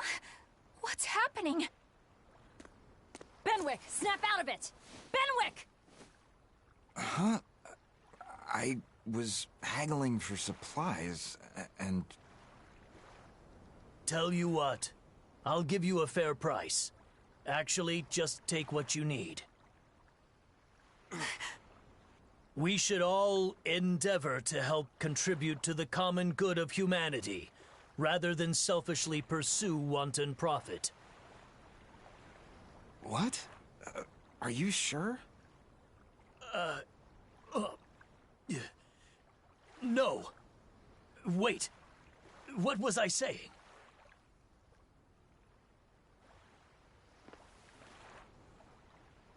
You felt that too, didn't you, kiddo? Yeah, it disappeared, but I felt a strong force coming from somewhere to the north. It's called a domain. A Moloch's zone of influence. Wait, if it's north of here, then... The Empyrean's throne?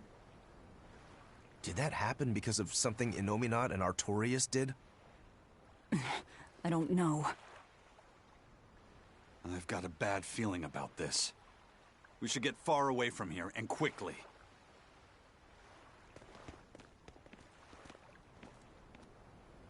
So, the suppression.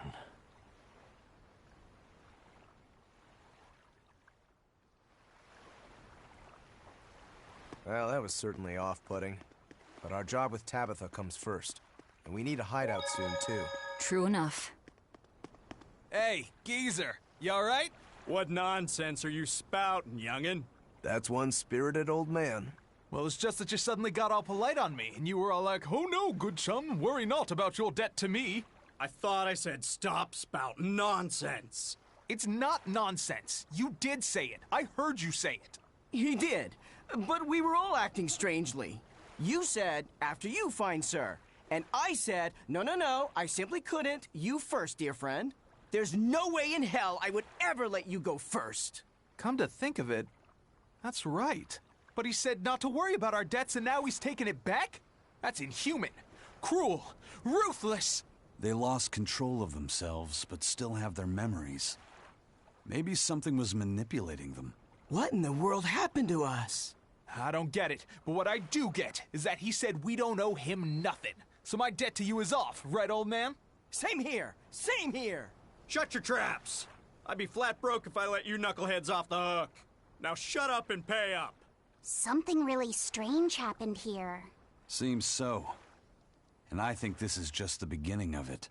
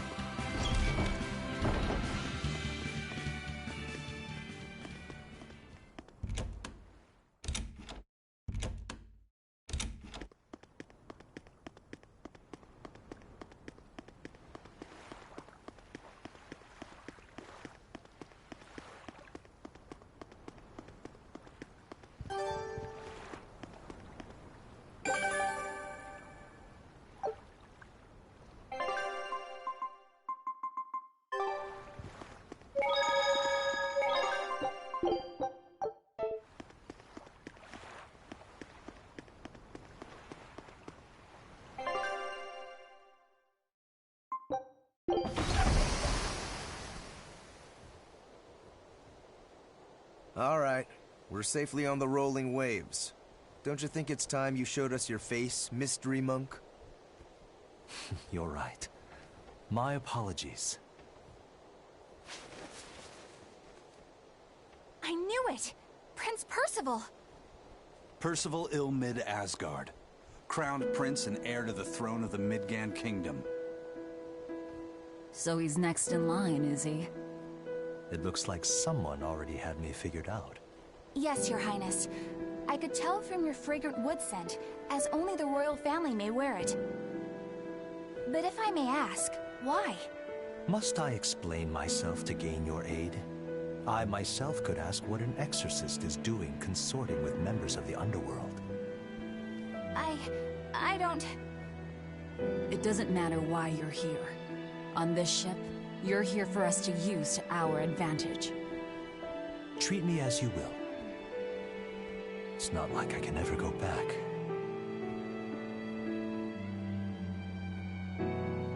For a fellow born with silver spoons spewing out of his mouth, Princi Poo's rather laid back.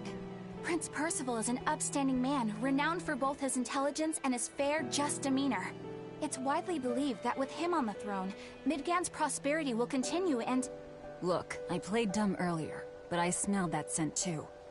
He wore it for us to notice. He wanted us to know just what sort of position he held, and how useful he could be to us. He surprised me, at least. Do you think we're being led into another trap? We definitely can't take that possibility off the table. When the time comes, he'll make a good hostage, if nothing else. Not if the ones we face are after his life too. For now, let's just make sure we keep an eye on him. The prince. He said he couldn't go back. I wonder why.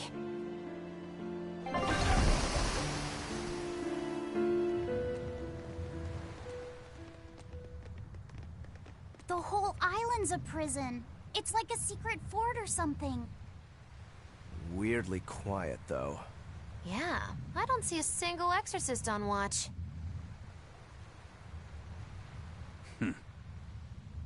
Let's scope out the inside.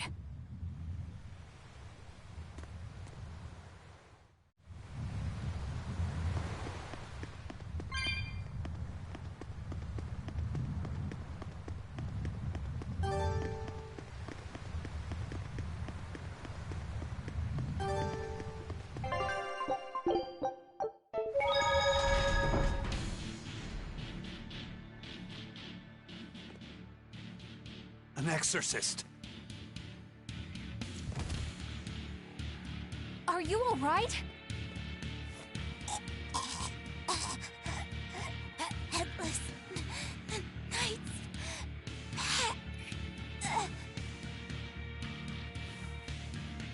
She's dead. The Headless Knight is back?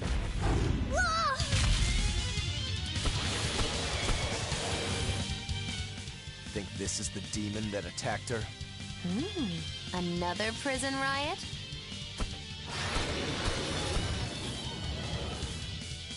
Kurogane, Dial. You two protect Kamoana and the prince. Understood. Double haze! You've given me a headache. Stay sharp! This one must have survived the riot! I can't even call that a fight. So did the Abbey actually fail to quell the riot? I find that hard to believe. The prison was heavily staffed with exorcists. Perhaps it was venomization.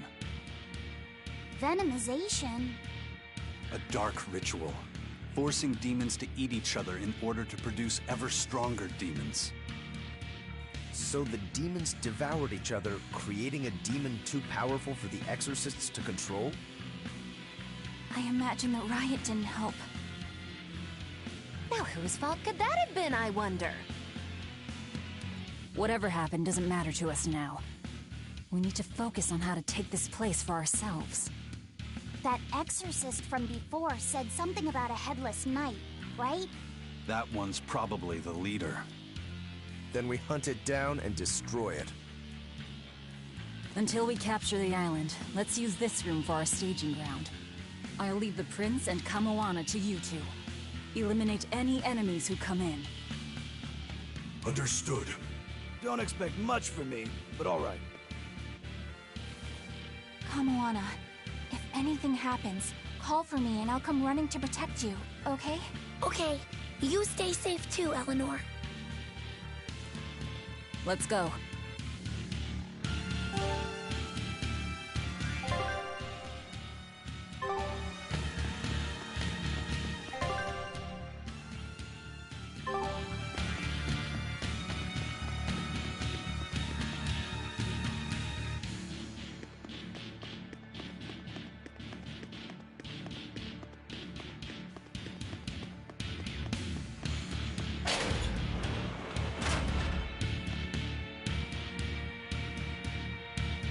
This island reeks with malevolence. I imagine it's emanating from all the big old demons down in the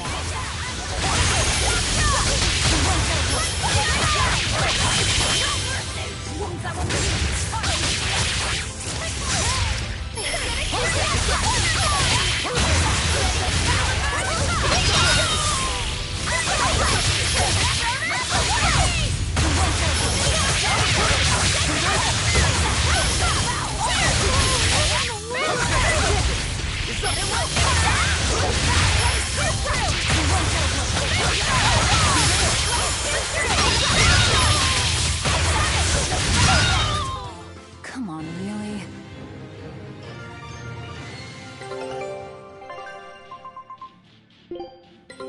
Take a look.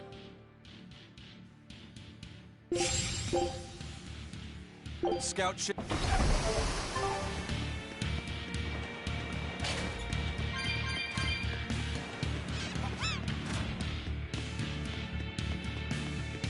Hey, it's you again.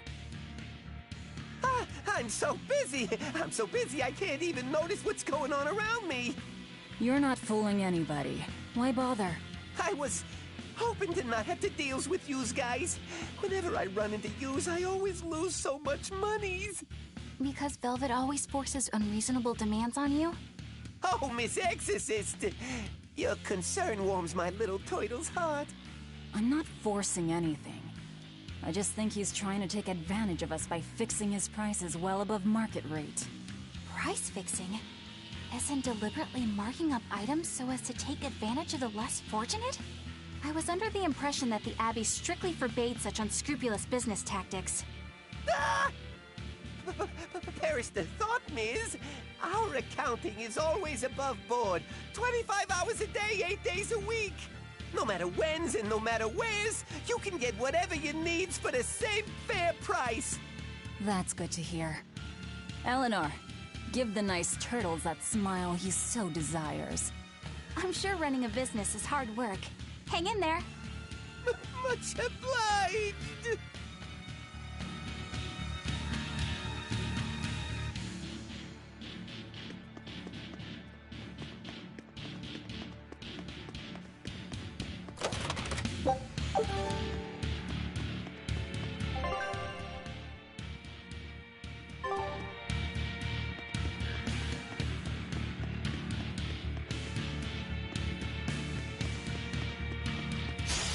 You'll be rust on my blade.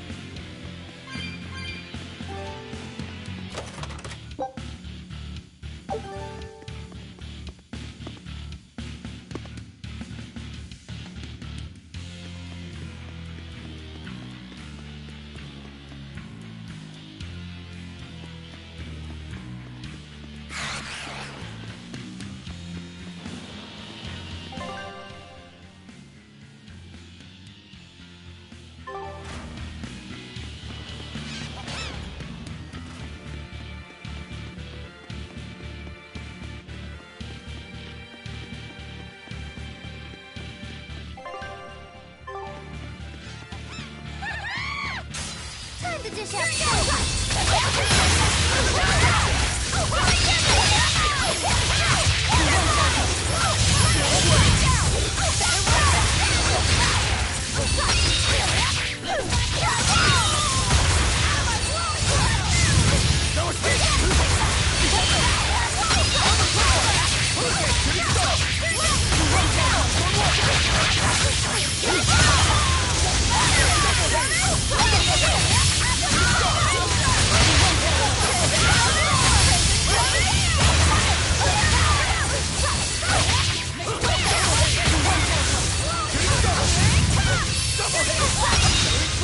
But I'm this close. I won't miss. Form zero.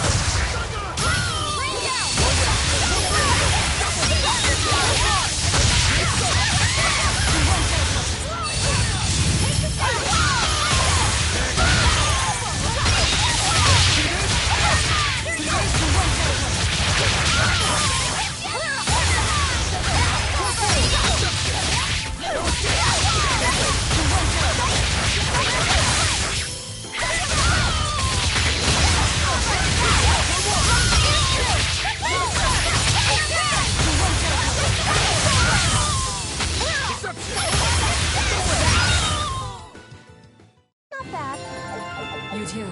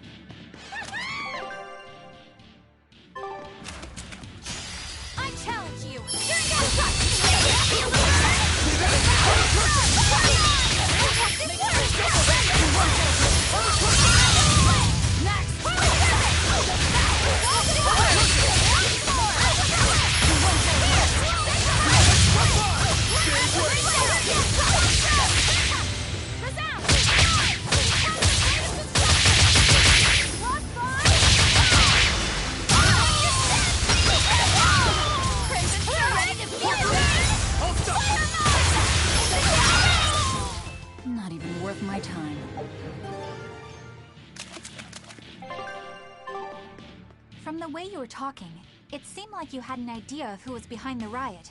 What happened here? I'd think someone in your position would know. There were reports of a large riot, but I was caught up in chasing you, so I heard little else. It was a small affair, really. Velvet, Rokuro, and I were being held on this island. Velvet instigated the other prisoners to riot so that we could escape. She used the prisoners?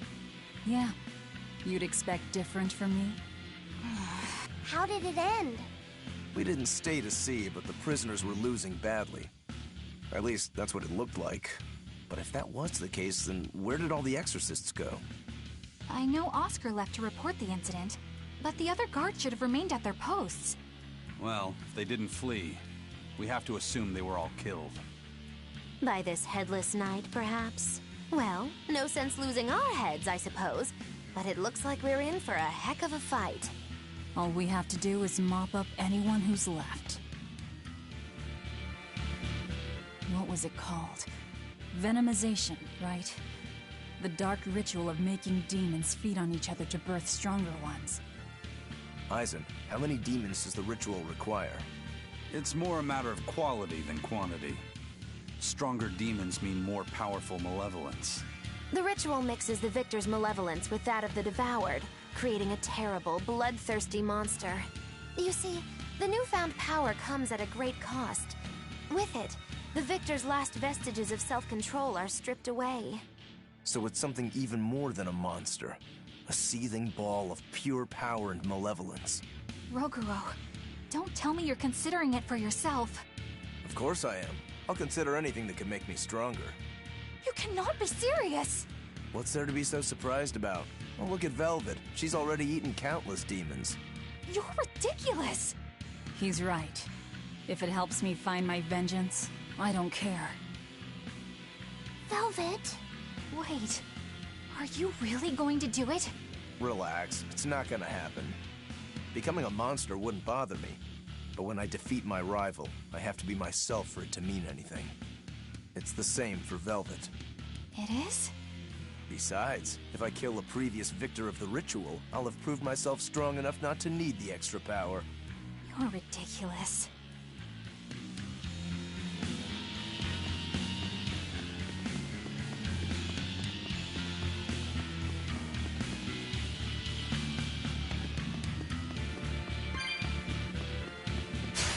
Right then, let's...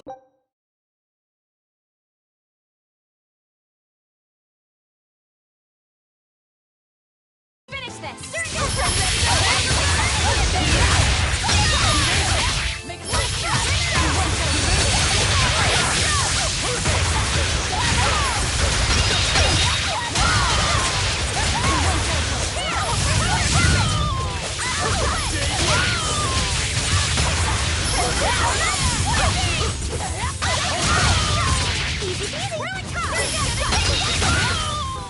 Not even worth my time.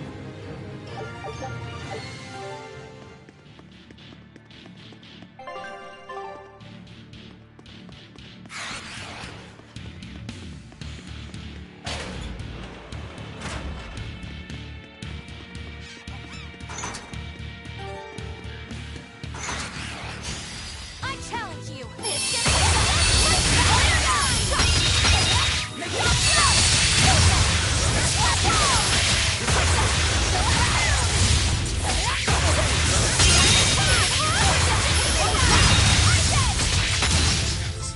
Come on, really?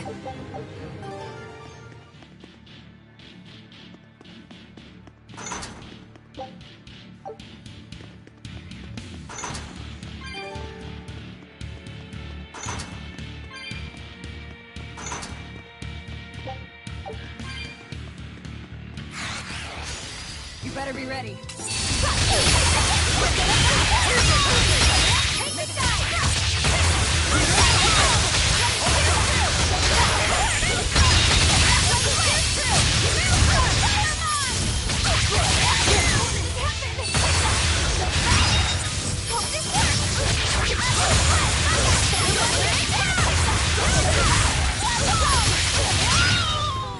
I'll cut down anyone in my...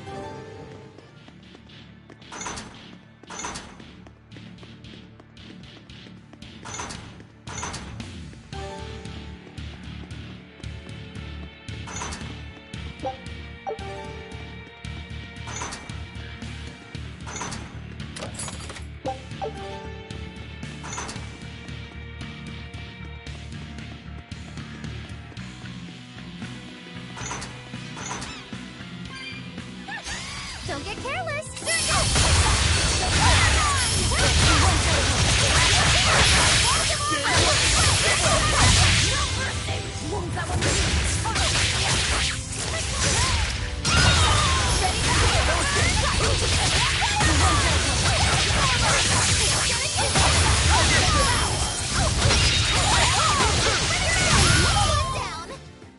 That's the end for you! What an easy victory. I'll end this quickly.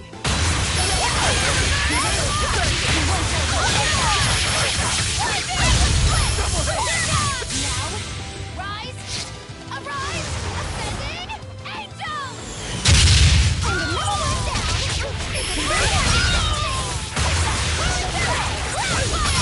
one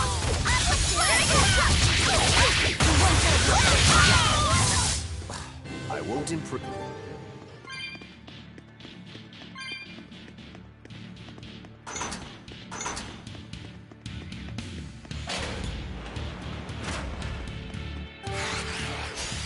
Don't get careless!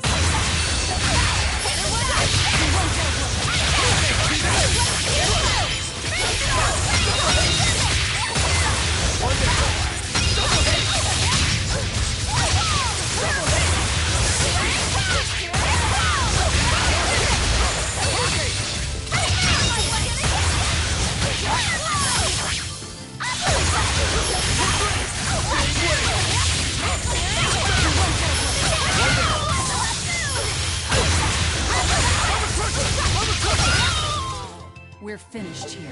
Let's go.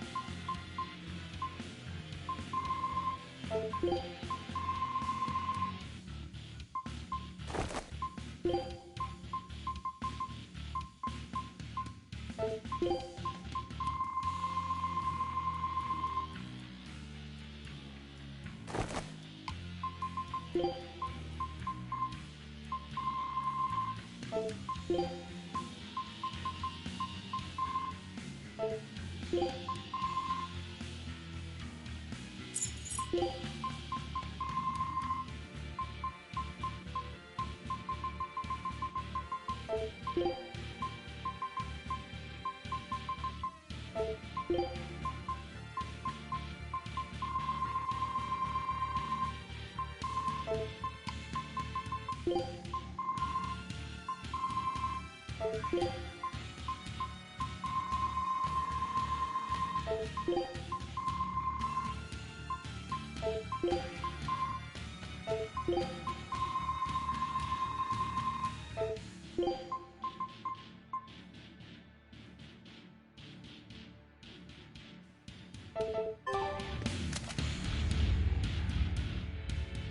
Headless Knight!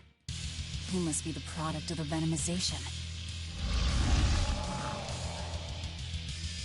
Well, he definitely looks vicious enough.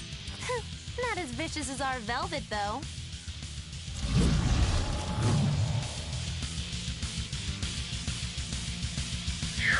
Where's his voice even coming from? I don't know. Look inside.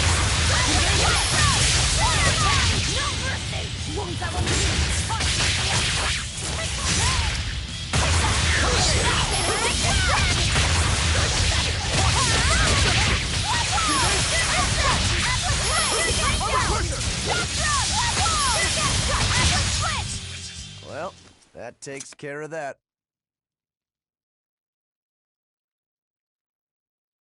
Yeah. I feel something again. More malevolence? No, another Earth Pulse point. It must be on this island. I sense it too. It's very close. Directly underneath us, I would guess.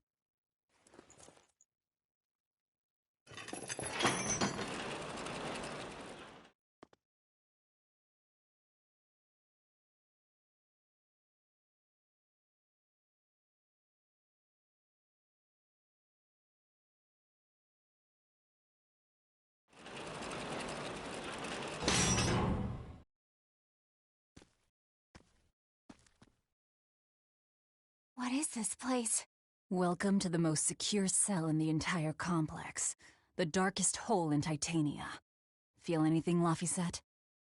Yeah, I think this is the Earth Pulse point.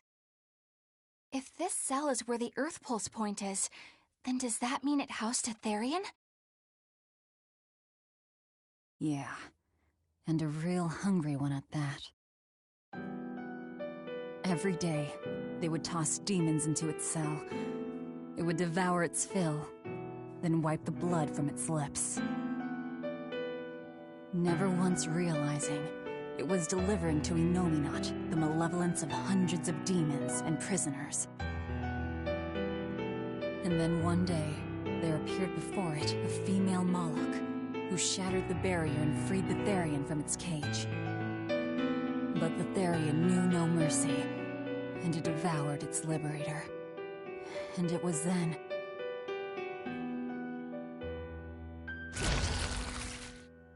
It was then I obtained the power. The power to avenge my brother. Velvet, you're a Therian? This prison island was a feeding ground for the Therian, harnessing the malevolence created by the prisoners within. But because Velvet escaped, the malevolence went out of control. Wow, the same darn thing that happened back in Kamawana's village. Lord Artorias would never have done such a thing. No? What's so unbelievable? That he used his wife's brother as a human sacrifice? That he imprisoned his wife's sister? Because that's what your damned holy shepherd did! All to get his hands on Innominat's power! I'm sure he had a reason for... A reason? To spare the world of its pain? Don't give me that! Who will spare my brother's pain? Who will soothe my brother's despair? He murdered my little brother, Laphie! And you'll stand there and tell me it was for the greater good?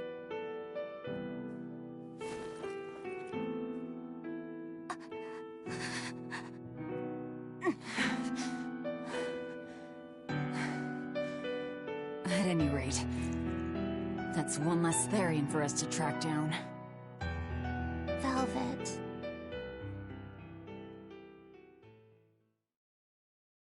Help! Alan, no!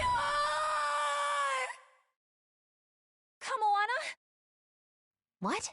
Did Velvet yell at you so hard you're starting to hear voices now? I have a feeling something's wrong. Kamoana could be in danger. But we already beat the Headless Knight. I still can't shake this feeling. Please, let's go back and check on them.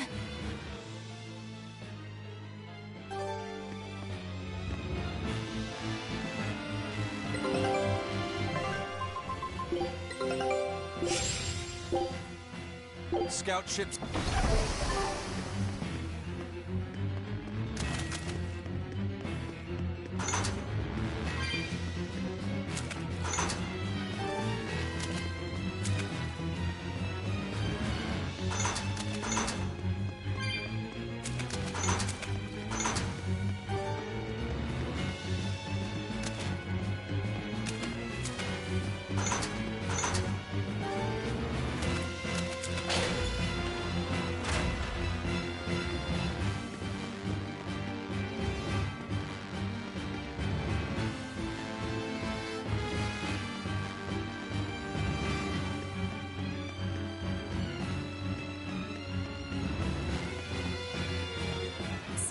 Velvet is Etherian, is she?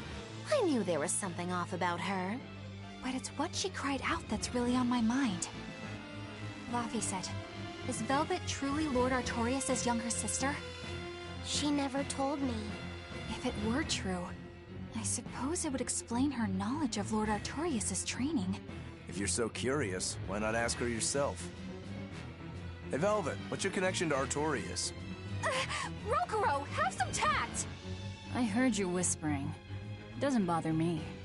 Artorias was married to my late sister, Celica. He was our brother-in-law. We lived together for more than 10 years. That does explain a few things. So he sacrificed his little brother and turned his sister into a Therian. But you were his family. To his view of the grand scheme, family is inconsequential. The needs of the many outweigh the needs of the few. All he did was act according to his ideal logic. Well, enough chit-chat. Let's get moving.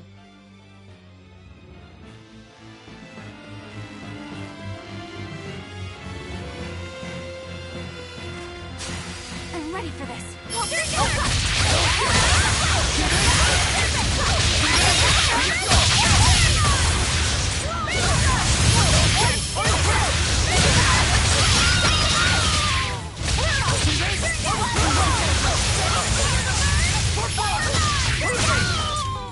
I can't even call that a fight.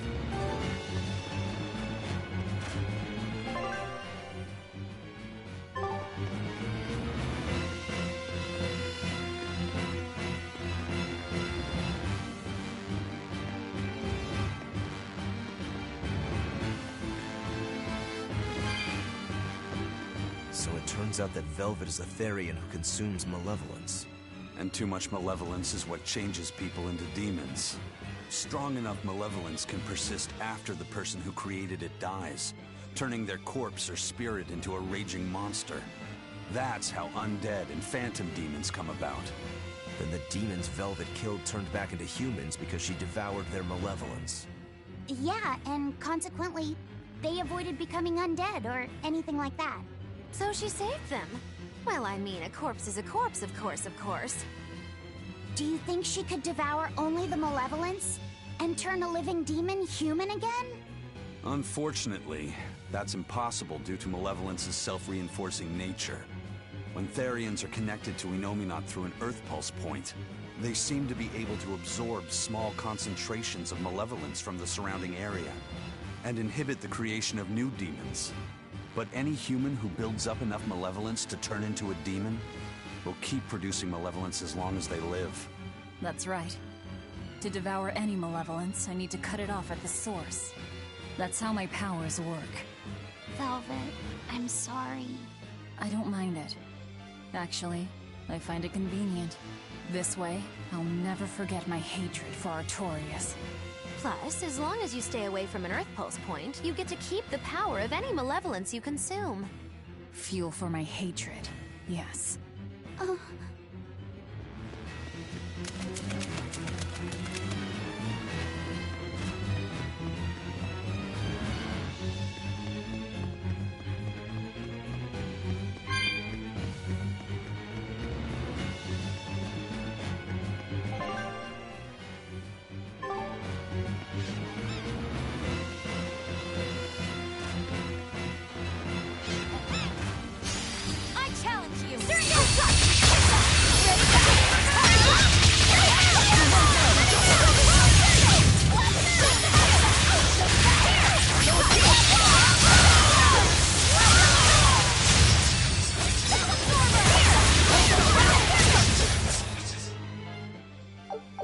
Your style is really unique.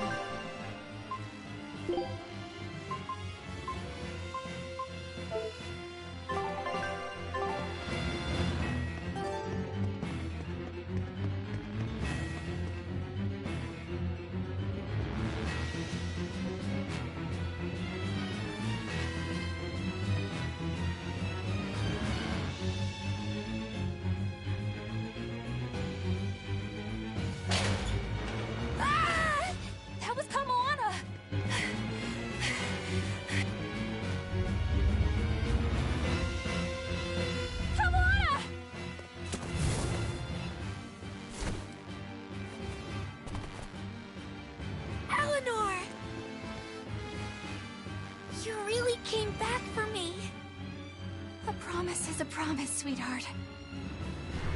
A headless knight and a horse demon. It's giving off a ton of malevolence. This must be the true survivor of the venomization process. Oh, I get it!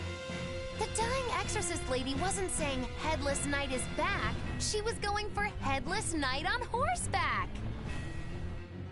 Whatever the case, we'll fight whoever we have to claim this island.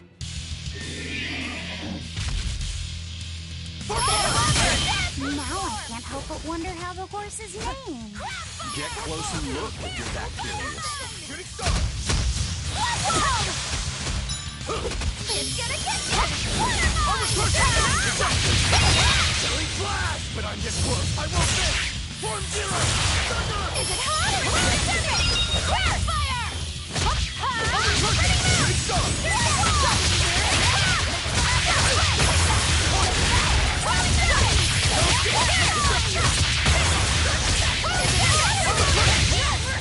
You thought I'd stop there? Annihilating? Is it hot? Make us ready to feel the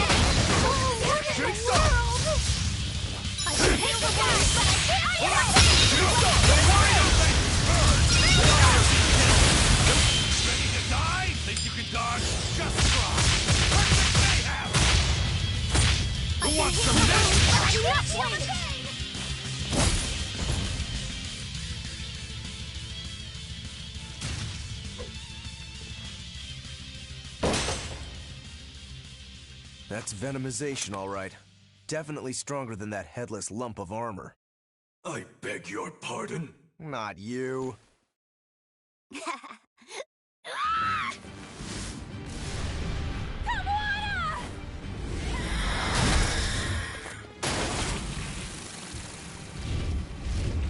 demon from the villa? No, look! It's absorbing the malevolence. It's a Therian. Actually, that hawk is Griffin, my one and only friend. A damned Therian. So that's what Tabitha meant when she said we'd find out shortly. But Your Highness, why do you have a Therian? It's like I said. Griffin has been my dear friend ever since I was a child. Even if he's a Therian now, that hasn't changed. So you knew you were helping a Therian escape. What are you plotting? I have no plots or schemes. I just want Griffin to be free. I guess we shouldn't be surprised. The Crown Prince and future king, he's gonna do whatever he likes. I suppose I am at that. But if I am, it's the first time I've ever been allowed a choice of my own. When you're a prince, you're not a person. You're an institution, one designed to serve the state and its people. Say, for instance, you're doing your law studies and your back suddenly itches. What do? I mean, I'd scratch it. Who wouldn't? When I did that, my tutor gave me a whipping so hard the blood ran down my back. The reason being that I prioritized a personal feeling, that is to say my itch, over my studies in service of the state. Seeing Griffin lay claim to the skies let me imagine my own freedom. It was my lone solace over the years. But then, he turned out to be responsive to Innominat's power. I take it the Midgand royal family is well aware that the Abbey is creating Therians. Of course. How could we not? The kingdom offers unequivocal support to Shepherd Artorius' vision of reason and will. Even so, if there was one thing I could never permit, it was seeing Griffin locked up and unable to fly. Never. I tricked the Exorcist on guard and disabled the barrier. But then Griffin attacked the Exorcist and killed him. That's why you said you could never go back. They can overlook a single dead exorcist, but with a Therian removed, malevolence will engulf the capital. I knew full well what I was doing. And yet, I couldn't watch my friend's life be stripped away. Your Highness. He chose a single bird over the world. Why do you think that birds fly? That's what Lord Artorius asked me. My anatomy book says birds can fly because their bones are light and their wing muscles are enormously strong. Birds fly because a bird that cannot fly is no bird at all. That's what I think.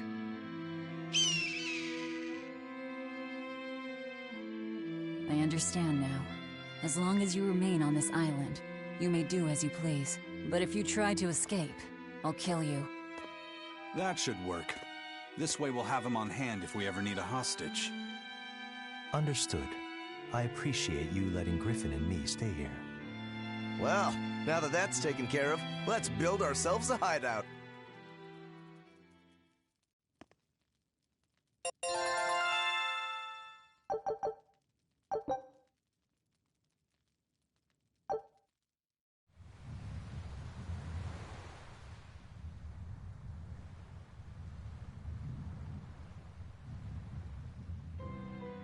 Hey, Velvet, do you know where Eleanor is? Wasn't she just playing with you? Yeah, but then she left. I'm worried because she looked pretty sad. Can you go find her? Why me? All right, fine. Just don't cry on me, okay?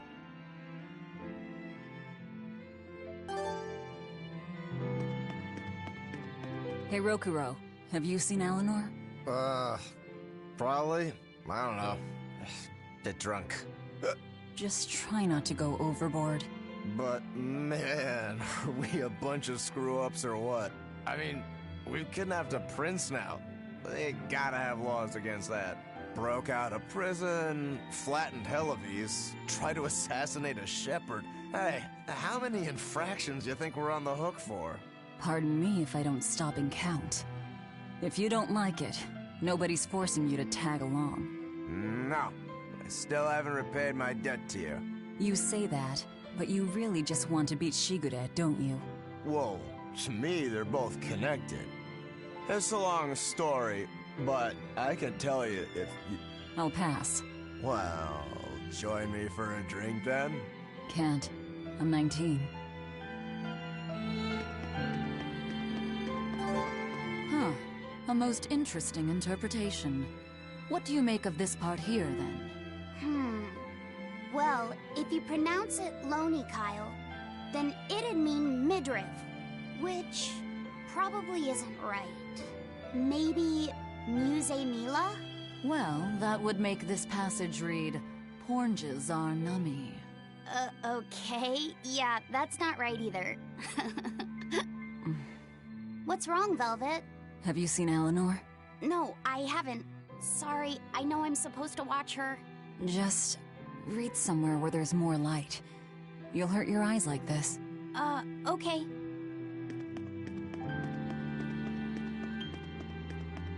Hey, you got any idea where Eleanor is? No, sorry. I was having a meeting with Benwick and the crew about our search for Ifried. Are you sure you're okay with putting that off?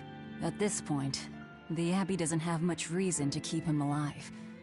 Wouldn't you rather look for him than Therians? I know time is a factor, but we still don't have any decent leads. I think we need to stir up the Abbey and see what shakes loose. And who better to do that than you? So this works for both of us then? Never fear. I'm still acting out of self-interest. Besides, Ifried won't die so easily. He's a strong man. It'd take a lot to bring him down. Yeah. I've never seen him flinch from a storm, no matter how choppy the seas. Where angels fear to tread, as they say. Probably some of that as well.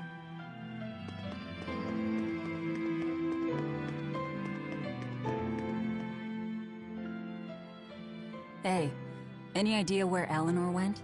How should I know? I'm too busy to spare any time worrying about anyone else.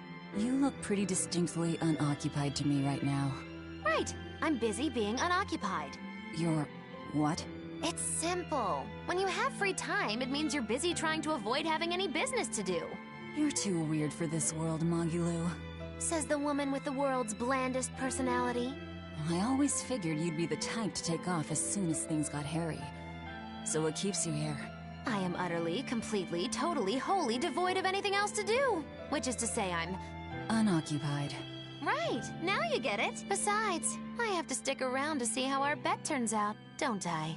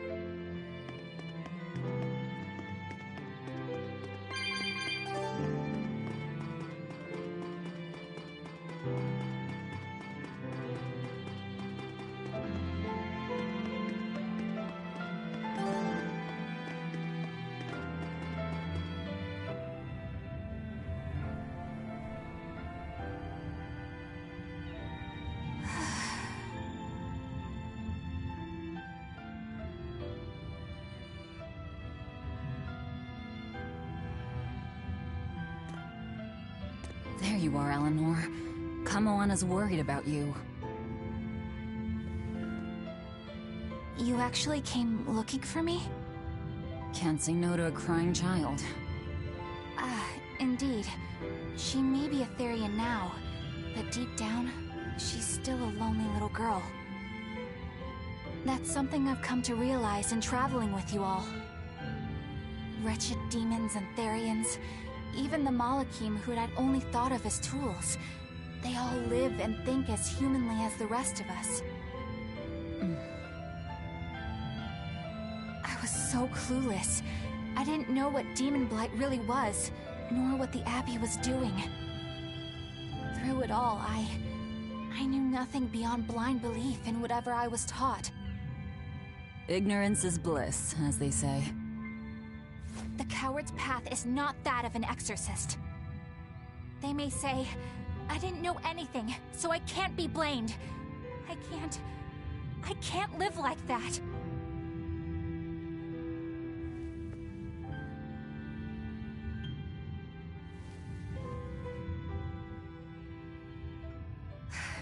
I think I'll stay here a little longer to cool my head off. Please tell Kamoana I'm alright. Don't stay out too long. The sea breeze can get cold. Thank you. Don't get the wrong idea. If you got sick or something, Kamoana and Laphicet would worry. That's all.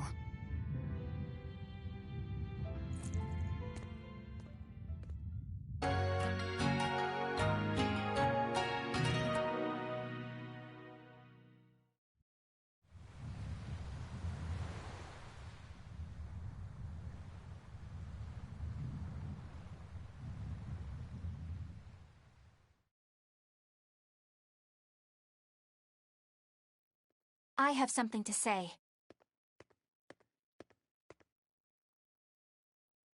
There's something I've been hiding, until now. I've been acting undercover on a special mission for Lord Artorias. I was to watch over the Malik Laphicet and bring him to Abbey headquarters. So vital was the mission, I was to do whatever it took, even kill my fellow exorcists. You were gonna take me to them. I'm sorry for deceiving you, Laphicet. Originally, I was going to get you to lower your guard, then take you in. However, I no longer intend on following the Abbey's orders. You're turning your back on Artorias? No. I still believe in the sincerity of Lord Artorias. That the world he seeks is one that will benefit all humankind.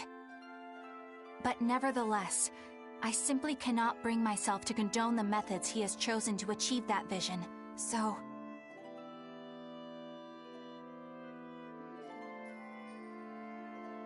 I will help you protect the Therians, until I discover the answer I seek. Eleanor! I want to live a life that I don't have to be ashamed of, and to do that, I have to learn the truth for myself. So, you live by your emotions after all. Maybe you found your own creed. Welcome to our wonderful world of wickedness. Don't equate us! To act in opposition of one's feelings is to act opposed to reason. You never make things simple, do you? You should be glad I don't. Yeah. After all, she's my vessel. Yes, yes.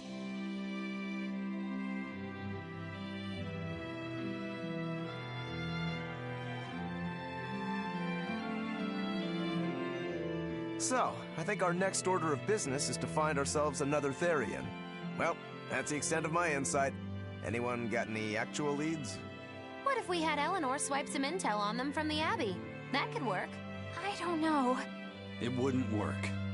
Officially, the Abbey still considers her a traitor, so who would leak anything to her? Yeah.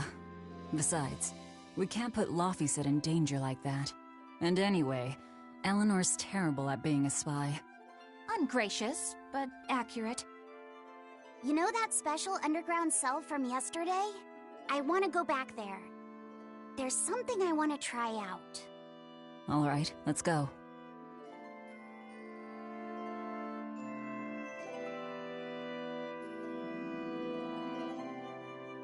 Laphicet, I must offer you an apology. What for? For spying. I was plotting to take you back to the Abbey. I am truly sorry. It was your mission, wasn't it? Somehow I think I always knew. You did? Call it a hunch. Besides, Velvet was really suspicious of you. Whenever you feel you're doing something wrong, you start to sweat a lot. It seemed odd. How long have you known? Ever since you became a vessel for me. I think Velvet knew too. That's quite a shock. I failed completely in my role as a spy. It's pathetic. Shameful, really. Well, I think it says something good about you. Huh? Someone who can't lie well seems like a better person than someone who has an easy time of it. Thank you, Laphicet. I think you're the better person here. I wouldn't go that far. What are you doing here, Bienfu? I was hoping you'd let me join in! We're in the middle of something important. Please leave us be for now. I'll be quiet. Just let me hang around, all right? Afraid not. Bien! Madame Eleanor is a mealyhead! She's a what? Laphicet, thank you. I hope we can stay friends. I hope so too, Eleanor. Hey, Bienfu, I have a question for you. I know Magilou likes to call herself a witch and all that, but what is she really? The obvious guess would be that she's an exorcist, but I don't think I ever saw her name in the roster. That's not surprising. She is indeed a bona fide dark witch. I should know. I saw one night just how scary she could be. It's enough to keep you awake at night. It was near the crater of a volcano. Above the bubbling magma sat a huge cauldron. Inside the cauldron, a blood-red liquid stickily simmered, boiling in the hellfire heat.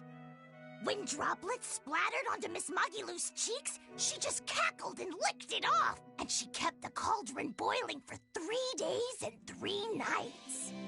What was she making? Strawberry jam. What? What's scary about that? I was just getting to the scary part. Instead of using sugar, she put in soy sauce, cooking wine, and liquor. Soy sauce and strawberries? Is that normal? You wouldn't think so, but that contrast in sweetness, sourness, and saltiness actually makes it taste great. Not that someone like you would understand the appeal. You have to have a refined palate like mine to appreciate it. Wait, I've heard of that. You can boil things in soy sauce and wine to preserve them. When you do it with strawberries, it's called strawberry soup. That's right! Actually, strawberry soup has sea urchin and abalone, not strawberries. It's just called that because the sea urchin plumps up like berries. And it's not preserved either. Really? Well, I had no idea. Wow, I really liked it too. I wonder if the reason she's never made it for me again is because she realized the mix-up. Now that I think about it, that's not the only thing I like that she made one time. Like durian jellies and the candied sweet fish, too. I think I see what's going on here. What does the food she's made more than once taste like? It's just normal stuff, like what you guys always have.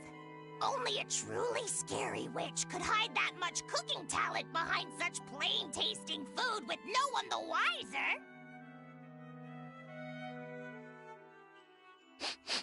I know this smell. Yeah, it's Prince Percival's fragrant wood perfume. When I told him I'd never smelled it before, he put a little on my sleeve to try it out. I love the smell of the royal family's perfume. It's distinct, but not overpowering. It's made from Pandaria trees, conifers that grow in a snowy land. I've noticed that you and Velvet and Magilou smell nice too. Do you all wear the same perfume? We do? We don't use that stuff, but maybe you're smelling the soap we use. Oh, can only the royal family wear fragrant wood? No. Some fragrances, including the Pandaria scented ones, only the royal family can use, but most don't have any such restriction.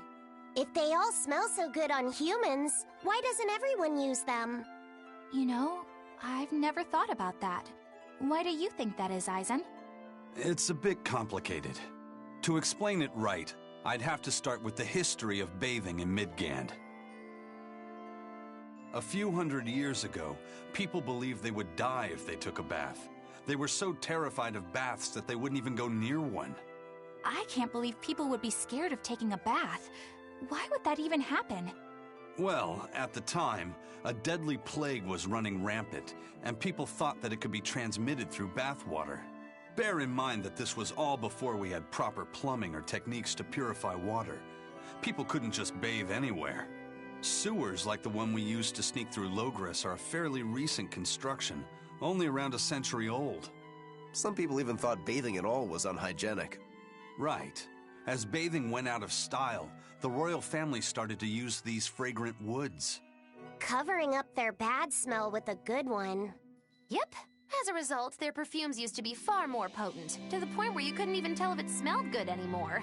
But nowadays, nobody actually believes that bathing can make you sick, right? As civilization advanced, plumbing became widespread, and baths themselves became much cleaner fixtures than they used to be. And the fragrant woods fell out of favor because they were no longer necessary, right? To the contrary, as the people gained prosperity, the perfumes became a popular display of wealth. The newfound popularity didn't last long, however, thanks to the propagation of a new disease. One that didn't transmit through baths. Demon blight, you mean? With the rise of demon attacks, life outside the city walls became increasingly difficult. With fragrant woods now harder to come by, The perfumes once again became the domain of royalty. I guess that means that fragrant wood share a long and complicated history with plagues. To cover up the truth of malevolence, the powers that be spread rumors of a demon plague, continuing their time-honored tradition of covering up one stink with another. So, what do you think of the perfume? Do you like it? Yeah, it smells nice. But I think I like the smell of soap better. Huh?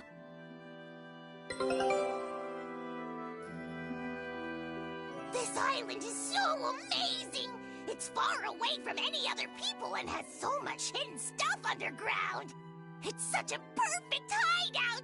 Just thinking about it makes me so excited to be here! Yeah, I guess. What's wrong? You were so excited to be here before! Don't be such a drag, Laphicet! It's just that this used to be a prison. People were brought here to suffer.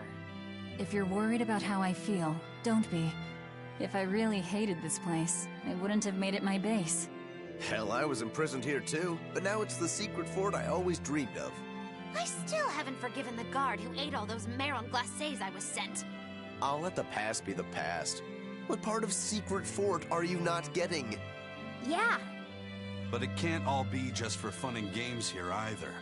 In order to maximize the success of our future battles, we need to maintain and improve this base going forward. This place seems sturdy as it is. Does it really need more work put into it? Nonsense! This place was built to specialize in holding prisoners.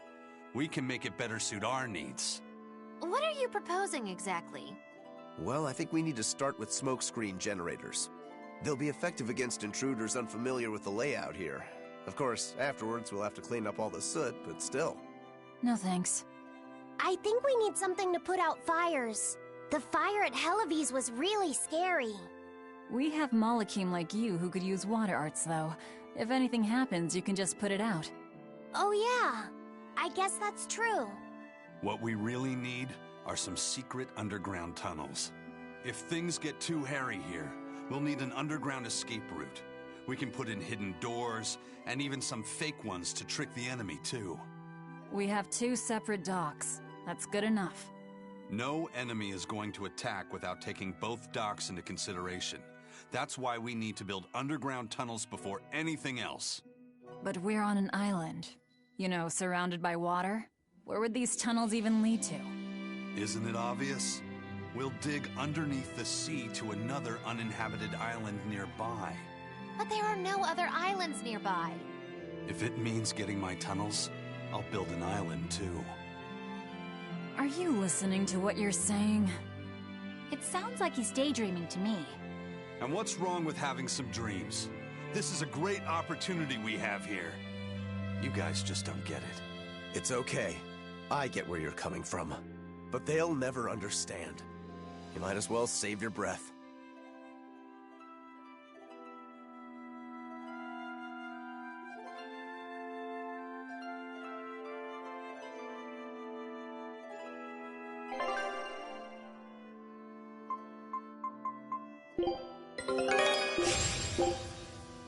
Scout ships.